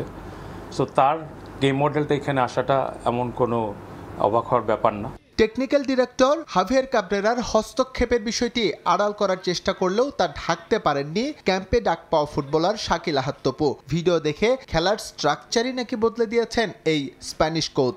খেলার স্ট্রাকচারটা আর কি একটু ল্যাকিং ছিল, ওইটা নিয়ে সে কাজ করছে। সে হয়তোবা এই ভিডিওটা দেখছে আগে, তো ওই দিক থেকে আর কি সে আমাদের কাজ করছে, অনেক উৎসাহ দিছে যে এই টিমে অনেক নতুন নতুন প্লেয়ার আছে, তো তোমরা যারা মানে আগে ইন্টারন্যাশনাল ম্যাচ খেলছো, তো তাদের সাথে একটু উৎসাহ দিয়ে তাদেরকে একটু মোটিভেশন করো। ফুটবলারদের নিবিড় অনুশীলনের ব্যবস্থা করতেই বাহরাইনে ক্যাম্প করার পরিকল্পনা করে বাফুফে, তবে সেখানেও পুরো স্কোয়াড হাতে পাচ্ছে না টিম ম্যানেজমেন্ট। ফাহমিদুলও যোগ দেবেন না মধ্যপ্রাচ্যের ক্যাম্পে, যদিও টিম ম্যানেজার প্রত্যাশা করছেন সবাইকেই পাওয়ার। ফাহমিদুলের একটু জাস্ট ইন্টারনাল একটু প্রবলেম আছে, বাট জয়েন করবে ইনশাআল্লাহ ওখানে। পুরো টিমটাই মোটামুটি আমরা ওখানে পাচ্ছি। তো দেখা যাচ্ছে যারা বসুন্ধরা কিংসের ওরা আগামীকালকে আসতেছে, আমরা তো এখান থেকে কালকে 9:30 দিয়ে ফ্লাইট এখান থেকে যাব, তো পুরোপুরি টিমটা ওখানে পাবে। কোচিং স্টাফ একটা ভালো জিনিস হবে, এখন যেহেতু 2টা প্রস্তুতি ম্যাচ আছে ওখানে খেলা যাবে। অনুশীলন করার পাশাপাশি বাহরাইন অনূর্ধ্ব 23 দলের বিপক্ষে 18 ও 22 আগস্ট 2টো প্রীতি ম্যাচ খেলবে বাংলাদেশ। এস এম ইকবাল, সময় সংবাদ, ঢাকা। দলগত প্রচেষ্টাতে এএফসি চ্যালেঞ্জ লিগের গ্রুপ পর্ব নিশ্চিত করা সম্ভব হয়েছে। এই জয় সমর্থকদের উৎসর্গ করেছেন অধিনায়ক তপু বর্মন। পরবর্তী রাউন্ডেও নিজেদের উজাড় করে খেলার প্রত্যয় তপুর। অক্টোবরে পরের ব্যাচের আগে নিজেদের সেরা প্রস্তুতি নিয়েই মাঠে নামার লক্ষ্য বসুন্ধরা কিংসের। এদিকে দেশের সফলতম ক্লাবের এমন অর্জনে কিংসকে সংবর্ধনা দিয়েছেন কাতারে নিযুক্ত বাংলাদেশের রাষ্ট্রদূত। গুরুত্বপূর্ণ মিশন, চোখ ভরা স্বপ্ন, কিন্তু তার আগেই দুঃসংবাদ ভর করে বসুন্ধরা কিংসে। হেড কোচ ছাড়াই মাঠে নামতে হবে দেশের ক্লাব ফুটবলের জায়ান্টদের। নিজেদের স্বপ্নের পথে এগিয়ে যাওয়ার পাশাপাশি ছিল প্রত্যাশার বাড়তি চাপও। সব মিলে থমথমে এক অবস্থা, কিন্তু বসুন্ধরার জায়ান্টরা জানে কিভাবে বাজিমাত করতে হয়। টিউসডে নাইটে সানডে ম্যাজিকে এএফসি চ্যালেঞ্জ লিগের গ্রুপ পর্ব নিশ্চিত করল বসুন্ধরা কিংস। গ্রুপ পর্ব নিশ্চিত করে এবার বড় চ্যালেঞ্জ দলটার সামনে। সেই মিশনের আগে বসুন্ধরা কিংসের এমন অর্জনের পুরস্কার পেলেন ফুটবলাররা। কাতারে নিযুক্ত বাংলাদেশের রাষ্ট্রদূতে আমন্ত্রণ তপু কিউবাদের। সেখানে তাদের এমন অর্জনের জন্য সংবর্ধনার আয়োজন করেন রাষ্ট্রদূত মোহাম্মদ নজরুল ইসলাম। তবে নানা প্রতিকূলতা নিয়েও দলগত চেষ্টায় এএফসি চ্যালেঞ্জ লিগের গ্রুপ পর্ব নিশ্চিত করা সম্ভব হয়েছে বলে জানান অধিনায়ক তপু বর্মন। টিম কম্বিনেশন আর একে অপরের সঙ্গে বোঝাপড়া ভালো হওয়ায় কাজটা সহজ হয়েছে। তবে কিংসের প্রতি ভক্তদের পূর্ণ আস্থা থাকায় এই জয় তাদের উৎসর্গ করেছেন ক্যাপ্টেন। সামনের মিশনে ভক্তদের পূর্ণ আস্থার প্রতিদান দিতে চান তপু। টিম ওয়ার্কের কারণে আমরা আজকে ম্যাচটা জয়লাভ করেছি এবং আমরা নেক্সট রাউন্ডে অলরেডি চলে গিয়েছি। ধন্যবাদ জানাতে চাই আমাদের বসুন্ধরা কিংস ফ্যানদেরকে, যারা আমাদের প্রতি বিশ্বাস রেখেছে এবং তারা বিশ্বাস রেখেছে যে আমরা করতে পারবো, আমরা নেক্সট রাউন্ডে যেতে পারবো। তো তাদের জন্য আমি এই জয়টা উপহার দিতে চাই এবং আমাদের নেক্সট যে খেলাগুলো আছে ঠিক সেমভাবে যেন আমাদেরকে সাপোর্ট দেয় এবং আমরা তাদেরকে আরো ভালো ম্যাচ উপহার দেবো এবং জয়লাভ করবো। আমরা অনেক সম্মানিত মনে করছি বিনোদনকে, অনেক, স্পেশালি আসলে আনএক্সপেক্টেড। আপনারা আমাদেরকে সম্মানিত করলেন, আমার মনে হয় এটা আমরা অনেক দিন মনে রাখবো। এদিকে দেশের সফলতম ক্লাবের এমন অর্জনে মুগ্ধ কাতারে নিযুক্ত বাংলাদেশি রাষ্ট্রদূত ফুটবলারদেরকে শুভেচ্ছা জানানোর পাশাপাশি এএফসি চ্যালেঞ্জ লিগের গ্রুপ পর্ব নিশ্চিত করায় তাদের প্রতি আরো বড় প্রত্যাশার কথা জানান তিনি। আমরাও যখন থাকি বাংলাদেশটা বুকে থাকি এবং আপনারা যে জার্সিটা আমাদেরকে উপহার দিয়েছেন সেখানে বাংলাদেশের পতাকাটা ছিল, পতাকা আমরা বহন করি, এটা হলো বড় বিষয়। Thank you very much again, time is limited, again I am telling. আমরা ভেবেছিলাম যে আমরা এমন একটা প্রোগ্রাম করব যেখানে আমাদের কমিউনিটি মেম্বার্স থাকবে। In future if you have time will arrange it in the evening time with huge our community leaders. Wish all the best. আগামী 25 অক্টোবর থেকে 2026-এর 9 মে পর্যন্ত চলবে চ্যালেঞ্জ লিগের মূল পর্বের খেলা। তাজিন খন্দকার, সময় সংবাদ। বার্সেলোনার বিখ্যাত লা মাসিয়ায় বেড়ে উঠছেন এক বাংলাদেশি। অবাক করা বিষয় হলো সত্য, বার্সা একাডেমির বয়সভিত্তিক দলের সঙ্গে অনুশীলন করছেন সায়ান সালাম। তার প্রত্যাশা সেখানে অনুশীলন করে পরিণত হয়ে লাল সবুজ ফুটবলে অবদান রাখা। এদিকে বাংলাদেশের ফুটবলের প্রতি তার উৎসাহ তৈরি করতে বাফুফের পক্ষ থেকে জার্সি তুলে দেওয়া হয়েছে সায়ানের হাতে। লিওনেল মেসি যেখানে বেড়ে উঠেছেন সেই লা মাসিয়াতেই দীক্ষা নিচ্ছেন বাংলাদেশের কোনো এক খুদে ফুটবলার। এমন খবরে তো চোখ কপালেই ওঠার কথা। বিস্ময় তৈরি হলেও ঘটনা সত্যি। বার্সেলোনার ফুটবলার তৈরির আতুর ঘরেই বেড়ে উঠছেন বাংলাদেশের সায়ান সালাম। বয়সভিত্তিক পর্যায়ে পেশাদার কাঠামো নেই দেশের ফুটবলে, তাই স্পেন পাড়ি জমিয়েছেন সায়ান। লা মাসিয়ায় অনূর্ধ্ব 12 দলের সঙ্গে করেন অনুশীলন, কিন্তু তার ম্যাচ খেলা হয় আরেকটা ভিন্ন ক্লাবের হয়ে। প্রত্যাশা স্পেনের একাডেমিতে নিজেকে পরিণত করে লাল সবুজ ফুটবলের প্রতিনিধিত্ব করা। আমি বার্সার সাথে প্র্যাকটিস করতেছি, আরেকটা ক্লাব আমাকে মারতে পারে, ওদের সাথে ম্যাচ খেলি মাঝে মধ্যে। ম্যাচেসগুলো খেলতেছি আরেকটা ক্লাবের সাথে, ইনশাআল্লাহ ডেভেলপ হবে ফিউচার, আর আমিও ফিউচার খেলতে চাই বাংলাদেশের জন্য। এদিকে সায়ানের লাল সবুজ ফুটবলের প্রতি উৎসাহ বাড়াতে জার্সি দিয়েছে বাফুফে। জাতীয় দলের বিভিন্ন রঙের জার্সি তার হাতে তুলে দেন ফেডারেশনের নির্বাহী কমিটির সদস্যরা। এ সময় মোহামেডান স্পোর্টিং ক্লাবের কর্মকর্তারাও উপস্থিত ছিলেন। আমাদের বাংলাদেশের ফুটবল আর স্প্যানিশ ফুটবল আপনারা জানেন, ও যেখানে আছে বার্সেলোনায়, তো অনেক তফাৎ, অনেক পার্থক্য থাকবেই। তারপরেও আমরা ওকে উৎসাহ, জার্সি দিয়ে আজকে উৎসাহ দিই এই জন্য যে আগামীতে সে যেন পরিপক্ক হয়ে বাংলাদেশের ন্যাশনাল টিমে জাতীয় দলে খেলতে পারে, এটাই আমাদের আশা। বাংলাদেশের ছুটি শেষ করে এই মাসেই লা মাসিয়া ফিরে যাবেন সায়ান। তার প্রত্যাশা ভালো পারফর্ম করে জায়গা করে নেবেন বার্সেলোনার বয়স ভিত্তিক দলে। এস এম ইকবাল, সময় সংবাদ, ঢাকা। যুব বিশ্বকাপের ভেন্যু জিম্বাবুয়েতে ত্রিদেশীয় সিরিজ জয় শুধু একটা ট্রফি নয়, বড় প্রস্তুতির মঞ্চ ছিল বাংলাদেশ অনূর্ধ্ব 19 দলে, যে পরীক্ষায় নিজেদের শতভাগ সফল মানছেন ক্রিকেটাররা। উইকেট কন্ডিশন সম্পর্কে ভালো ধারণা হয়েছে তাদের। এরপর ইংল্যান্ড সিরিজে নিজেদের আরও প্রমাণের অপেক্ষায় রিজান ফাহাদরা। আগামী 5 সেপ্টেম্বর থেকে শুরু হবে ইংল্যান্ড সিরিজ। জিম্বাবুয়ের মাটিতে দাপুটে পারফরমেন্সে ট্রাই নেশন সিরিজ জিতেছে বাংলাদেশ অনূর্ধ্ব 19 দল। ব্যাটিং, বোলিং কিংবা ফিল্ডিং, যুবারা দুর্দান্ত ছিল পুরো সিরিজেই। সামনে আবার আছে আরও অনেক কঠিন চ্যালেঞ্জ। সাউথ আফ্রিকার বিপক্ষে শিরোপা নির্ধারণী ম্যাচে ব্যাটে বলে তাণ্ডব দেখিয়েছিলেন রিজান হোসেন। 5 উইকেট সঙ্গে 95 রান। তার কারণেই জয় পেয়েছে বাংলাদেশ। সেঞ্চুরি মিসের আক্ষেপে পড়লেও দলকে জেতাতে পারাটাই তার কাছে বড় পাওয়া। যদি আমি সেঞ্চুরির সাথে 5 উইকেট মারতে পারতাম, এটা একটা বড় অ্যাচিভমেন্ট হইতো। বাট এখন তো এটা সেঞ্চুরি কাউন্ট হবে না, ওটা 50 কাউন্ট হবে। বাট আনফর্চুনেটলি ওটা একটা ডিসিশনটাও ডাউট ছিল, আম্পায়ার একটু দিয়ে দিয়েছে। ওটা আম্পায়ারকে আমি রেসপেক্ট জানাই। বা যা হয়েছে আলহামদুলিল্লাহ ভালো হয়েছে। সবচেয়ে বেশি ভালো লাগার বিষয়টা আমার কারণেই টিমটা জিততে পারছে।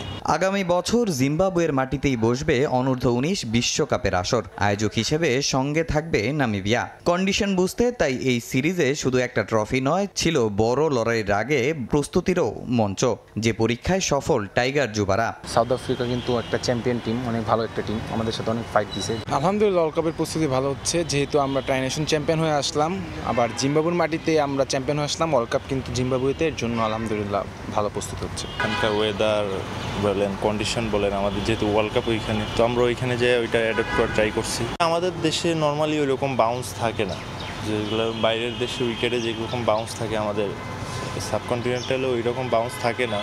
সো সাউথ আফ্রিকা, জিম্বাবুয়ে ওইখানে একটু এক্সট্রা বাউন্স থাকে। বাংলাদেশ অনূর্ধ্ব-19 ক্রিকেট ইতিহাসে সেরা মুহূর্ত এসেছিল 2020 সালে, যখন প্রথমবার বিশ্বকাপ ছুঁয়ে দেখেছিল যুবারা। দুটি এশিয়া কাপও আছে তাদের। সবশেষ গেল বছর আজিজুল হক তামিমের এই দলটাই জিতেছিল বয়সভিত্তিকে এশিয়ার শ্রেষ্ঠত্ব। এবার বিশ্বকাপের সেই গৌরব ফিরিয়ে আনার স্বপ্ন রিজান ফাহাদের চোখে। এরই মধ্যে দৃষ্টি সামনের চ্যালেঞ্জে। আগামী মাসে ইংল্যান্ডের বিপক্ষে 5 ম্যাচের ওয়ানডে সিরিজ খেলতে যাবে অনূর্ধ্ব-19 দল। 5 সেপ্টেম্বর শুরু, শেষ হবে 14 সেপ্টেম্বর। এর আগে 3 সেপ্টেম্বর আয়ারল্যান্ডের বিপক্ষে একটি ম্যাচ আছে যুবাদের। তামিম হোসেন, সময় সংবাদ, ঢাকা। টপ অ্যান্ড টি-20 সিরিজ প্রসঙ্গ। অস্ট্রেলিয়ায় আজ শুরু হচ্ছে এ দলের মিশন। উদ্বোধনী ম্যাচে নুরুল হাসান সোহানের দলের প্রতিপক্ষ পাকিস্তান শাহিনস। ডারউইনের শুভ সূচনার লক্ষ্য লাল সবুজের প্রতিনিধিদের। ম্যাচ শুরু হবে বাংলাদেশ সময় বিকেল 3:30টায়। তিমুর সাগর পাড়ে অস্তগামী সূর্যকে পেছনে রেখে ব্যতিক্রমধর্মী ট্রফি নিয়ে ফটো সেশন। সুন্দর একটা ফ্রেম। ছবিটা নিশ্চয়ই মনে দোলা দিয়ে যাচ্ছে বাংলাদেশ এ দলের ক্রিকেটারদের। ডারউইনে আরও এক পরীক্ষা নুরুল হাসান সোহানের। কদিন আগে ক্যারিবীয় দ্বীপপুঞ্জে গ্লোবাল সুপার লিগে রংপুর রাইডার্সকে নেতৃত্ব দিয়ে টানা দ্বিতীয়বারের মতো তুলেছেন ফাইনালে। এবার এ দলের গুরুদায়িত্ব নিয়ে অস্ট্রেলিয়ায় মিশন টপ অ্যান্ড টি-20 সিরিজ, যেখানে অংশ নিচ্ছে বিভিন্ন দেশের 12টি দল। উদ্বোধনী ম্যাচেই মাঠে নামছে সোহানের দল, প্রতিপক্ষ পাকিস্তান শাহিনস। গত বছর লাল সবুজের প্রতিনিধিরা খেলেছিল ফাইনালে, তবে রানার্স আপ হয়েই সন্তুষ্ট থাকতে হয়েছিল। এবার শিরোপায় চোখ এ টিমের। দলীয় সাফল্যের পাশাপাশি ব্যক্তিগত লক্ষ্য পূরণের চেষ্টাও থাকবে ক্রিকেটারদের। এই সিরিজের দিকে যে নজর থাকবে নির্বাচকদেরও। এশিয়া কাপের প্রাথমিক স্কোয়াডে নাম রয়েছে এ দলের অস্ট্রেলিয়া সফরে থাকা 5 ক্রিকেটারের: নুরুল হাসান সোহান, নাইম শেখ, হাসান মাহমুদ, মাহিদুল ইসলাম অঙ্কন ও সাইফ হাসান। টপ অ্যান্ড টি-20 সিরিজে লিপু রাজ্জাকদের নজর কাটতে চাইবেন তারা। অস্ট্রেলিয়া ও সাউথ আফ্রিকা সিরিজের প্রথম 2 টি-20 হয়েছে এই ডারউইনে। গ্যালারিতে বসে দ্বিতীয় ম্যাচটা দেখেছেন নাইম। প্রোটিয়া ইয়াংস্টার ডেওয়াল ব্রেভিসের সেঞ্চুরিটা দেখেছেন স্বচক্ষে। হয়তো বেবি এবির ইনিংসটা থেকে প্রেরণা খুঁজবেন এই ওপেনার। ডারউইনে স্থানীয় দলের বিপক্ষে একটা প্রস্তুতি ম্যাচও খেলে ফেলেছে বাংলাদেশ এ দল। DIXI এর বিপক্ষে 37 রানে জয় আত্মবিশ্বাস বাড়িয়েছে নিশ্চয়ই। আগে ব্যাট করে 181 রান করে সোহানরা প্রতিপক্ষকে অল আউট করে 144 রানে। ডারউইনের বাতাসে বাড়তি চ্যালেঞ্জ মিজানুর রহমান বাবুলের দলের। সেটা মাথায় রেখেই প্রস্তুতি সেরেছে লাল সবুজের প্রতিনিধিরা। 24 আগস্ট ফাইনাল শেষে ট্রফিটা নিয়েই দেশে ফিরতে বদ্ধপরিকর বাংলাদেশ এ দল। মাকসুম আলম খান, সময় সংবাদ। এই পর্যায়ে শীর্ষ সংবাদগুলো জানিয়ে দিচ্ছে আরেকবার। সিলেটে চুরি হওয়া সাদা পাথর উদ্ধারে মধ্যরাতে যৌথ বাহিনীর অভিযান। ভোলাগঞ্জ কোম্পানিগঞ্জ সড়কে শত শত ট্রাক আটকে তল্লাশি। জড়িতদের গ্রেফতারে টহল জোরদার। রাজনীতির মাঠে আবারও পিয়ার বিতর্ক। পেছনের দরজা দিয়ে ক্ষমতায় যেতে এই জটিলতা সৃষ্টির অভিযোগ বিএনপির। গণতন্ত্রের স্বার্থে আনুপাতিক পদ্ধতির দাবি জামায়াতের। জুলাই ঘোষণাপত্র একতরফা হয়েছে, অভিযোগ বামপন্থী রাজনীতিকদের। প্রকাশের আগে খসড়া না পাওয়ায় অনুষ্ঠানে না থাকার দাবি। নির্বাচিত সরকার এলে ফের আলোচনার আশা। মানুষের কোনো ক্ষয়ক্ষতি না, গাড়ির যত কোনো দুর্ঘটনা না ঘটে, এই জন্য আমি 3টে গাছ দিয়ে রাখছি। যদি কেউ পরে না দেখা তো নিশ্চিত মারা যাবে। মৃত্যু ফাঁদ, খোলা ম্যানহল। 5 বছরে দেশে প্রাণহানি 29, 12 জনই ঢাকায়। কর্তৃপক্ষের উদাসীনতাকে দুষছেন পথচারীরা। ঢাকনা চুরি কারণ, দাবি সিটি কর্পোরেশনের। এবং গতিবিধি নজরদারিতে রোহিঙ্গাদের বৈধভাবে মোবাইল সিম দিচ্ছে সরকার। প্রথম ধাপে বরাদ্দ 10,000। নতুনগুলো সরবরাহের পর বন্ধ হবে অবৈধ সংযোগ।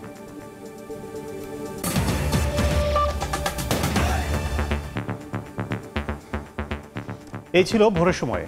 সঙ্গে থাকুন সময়ের।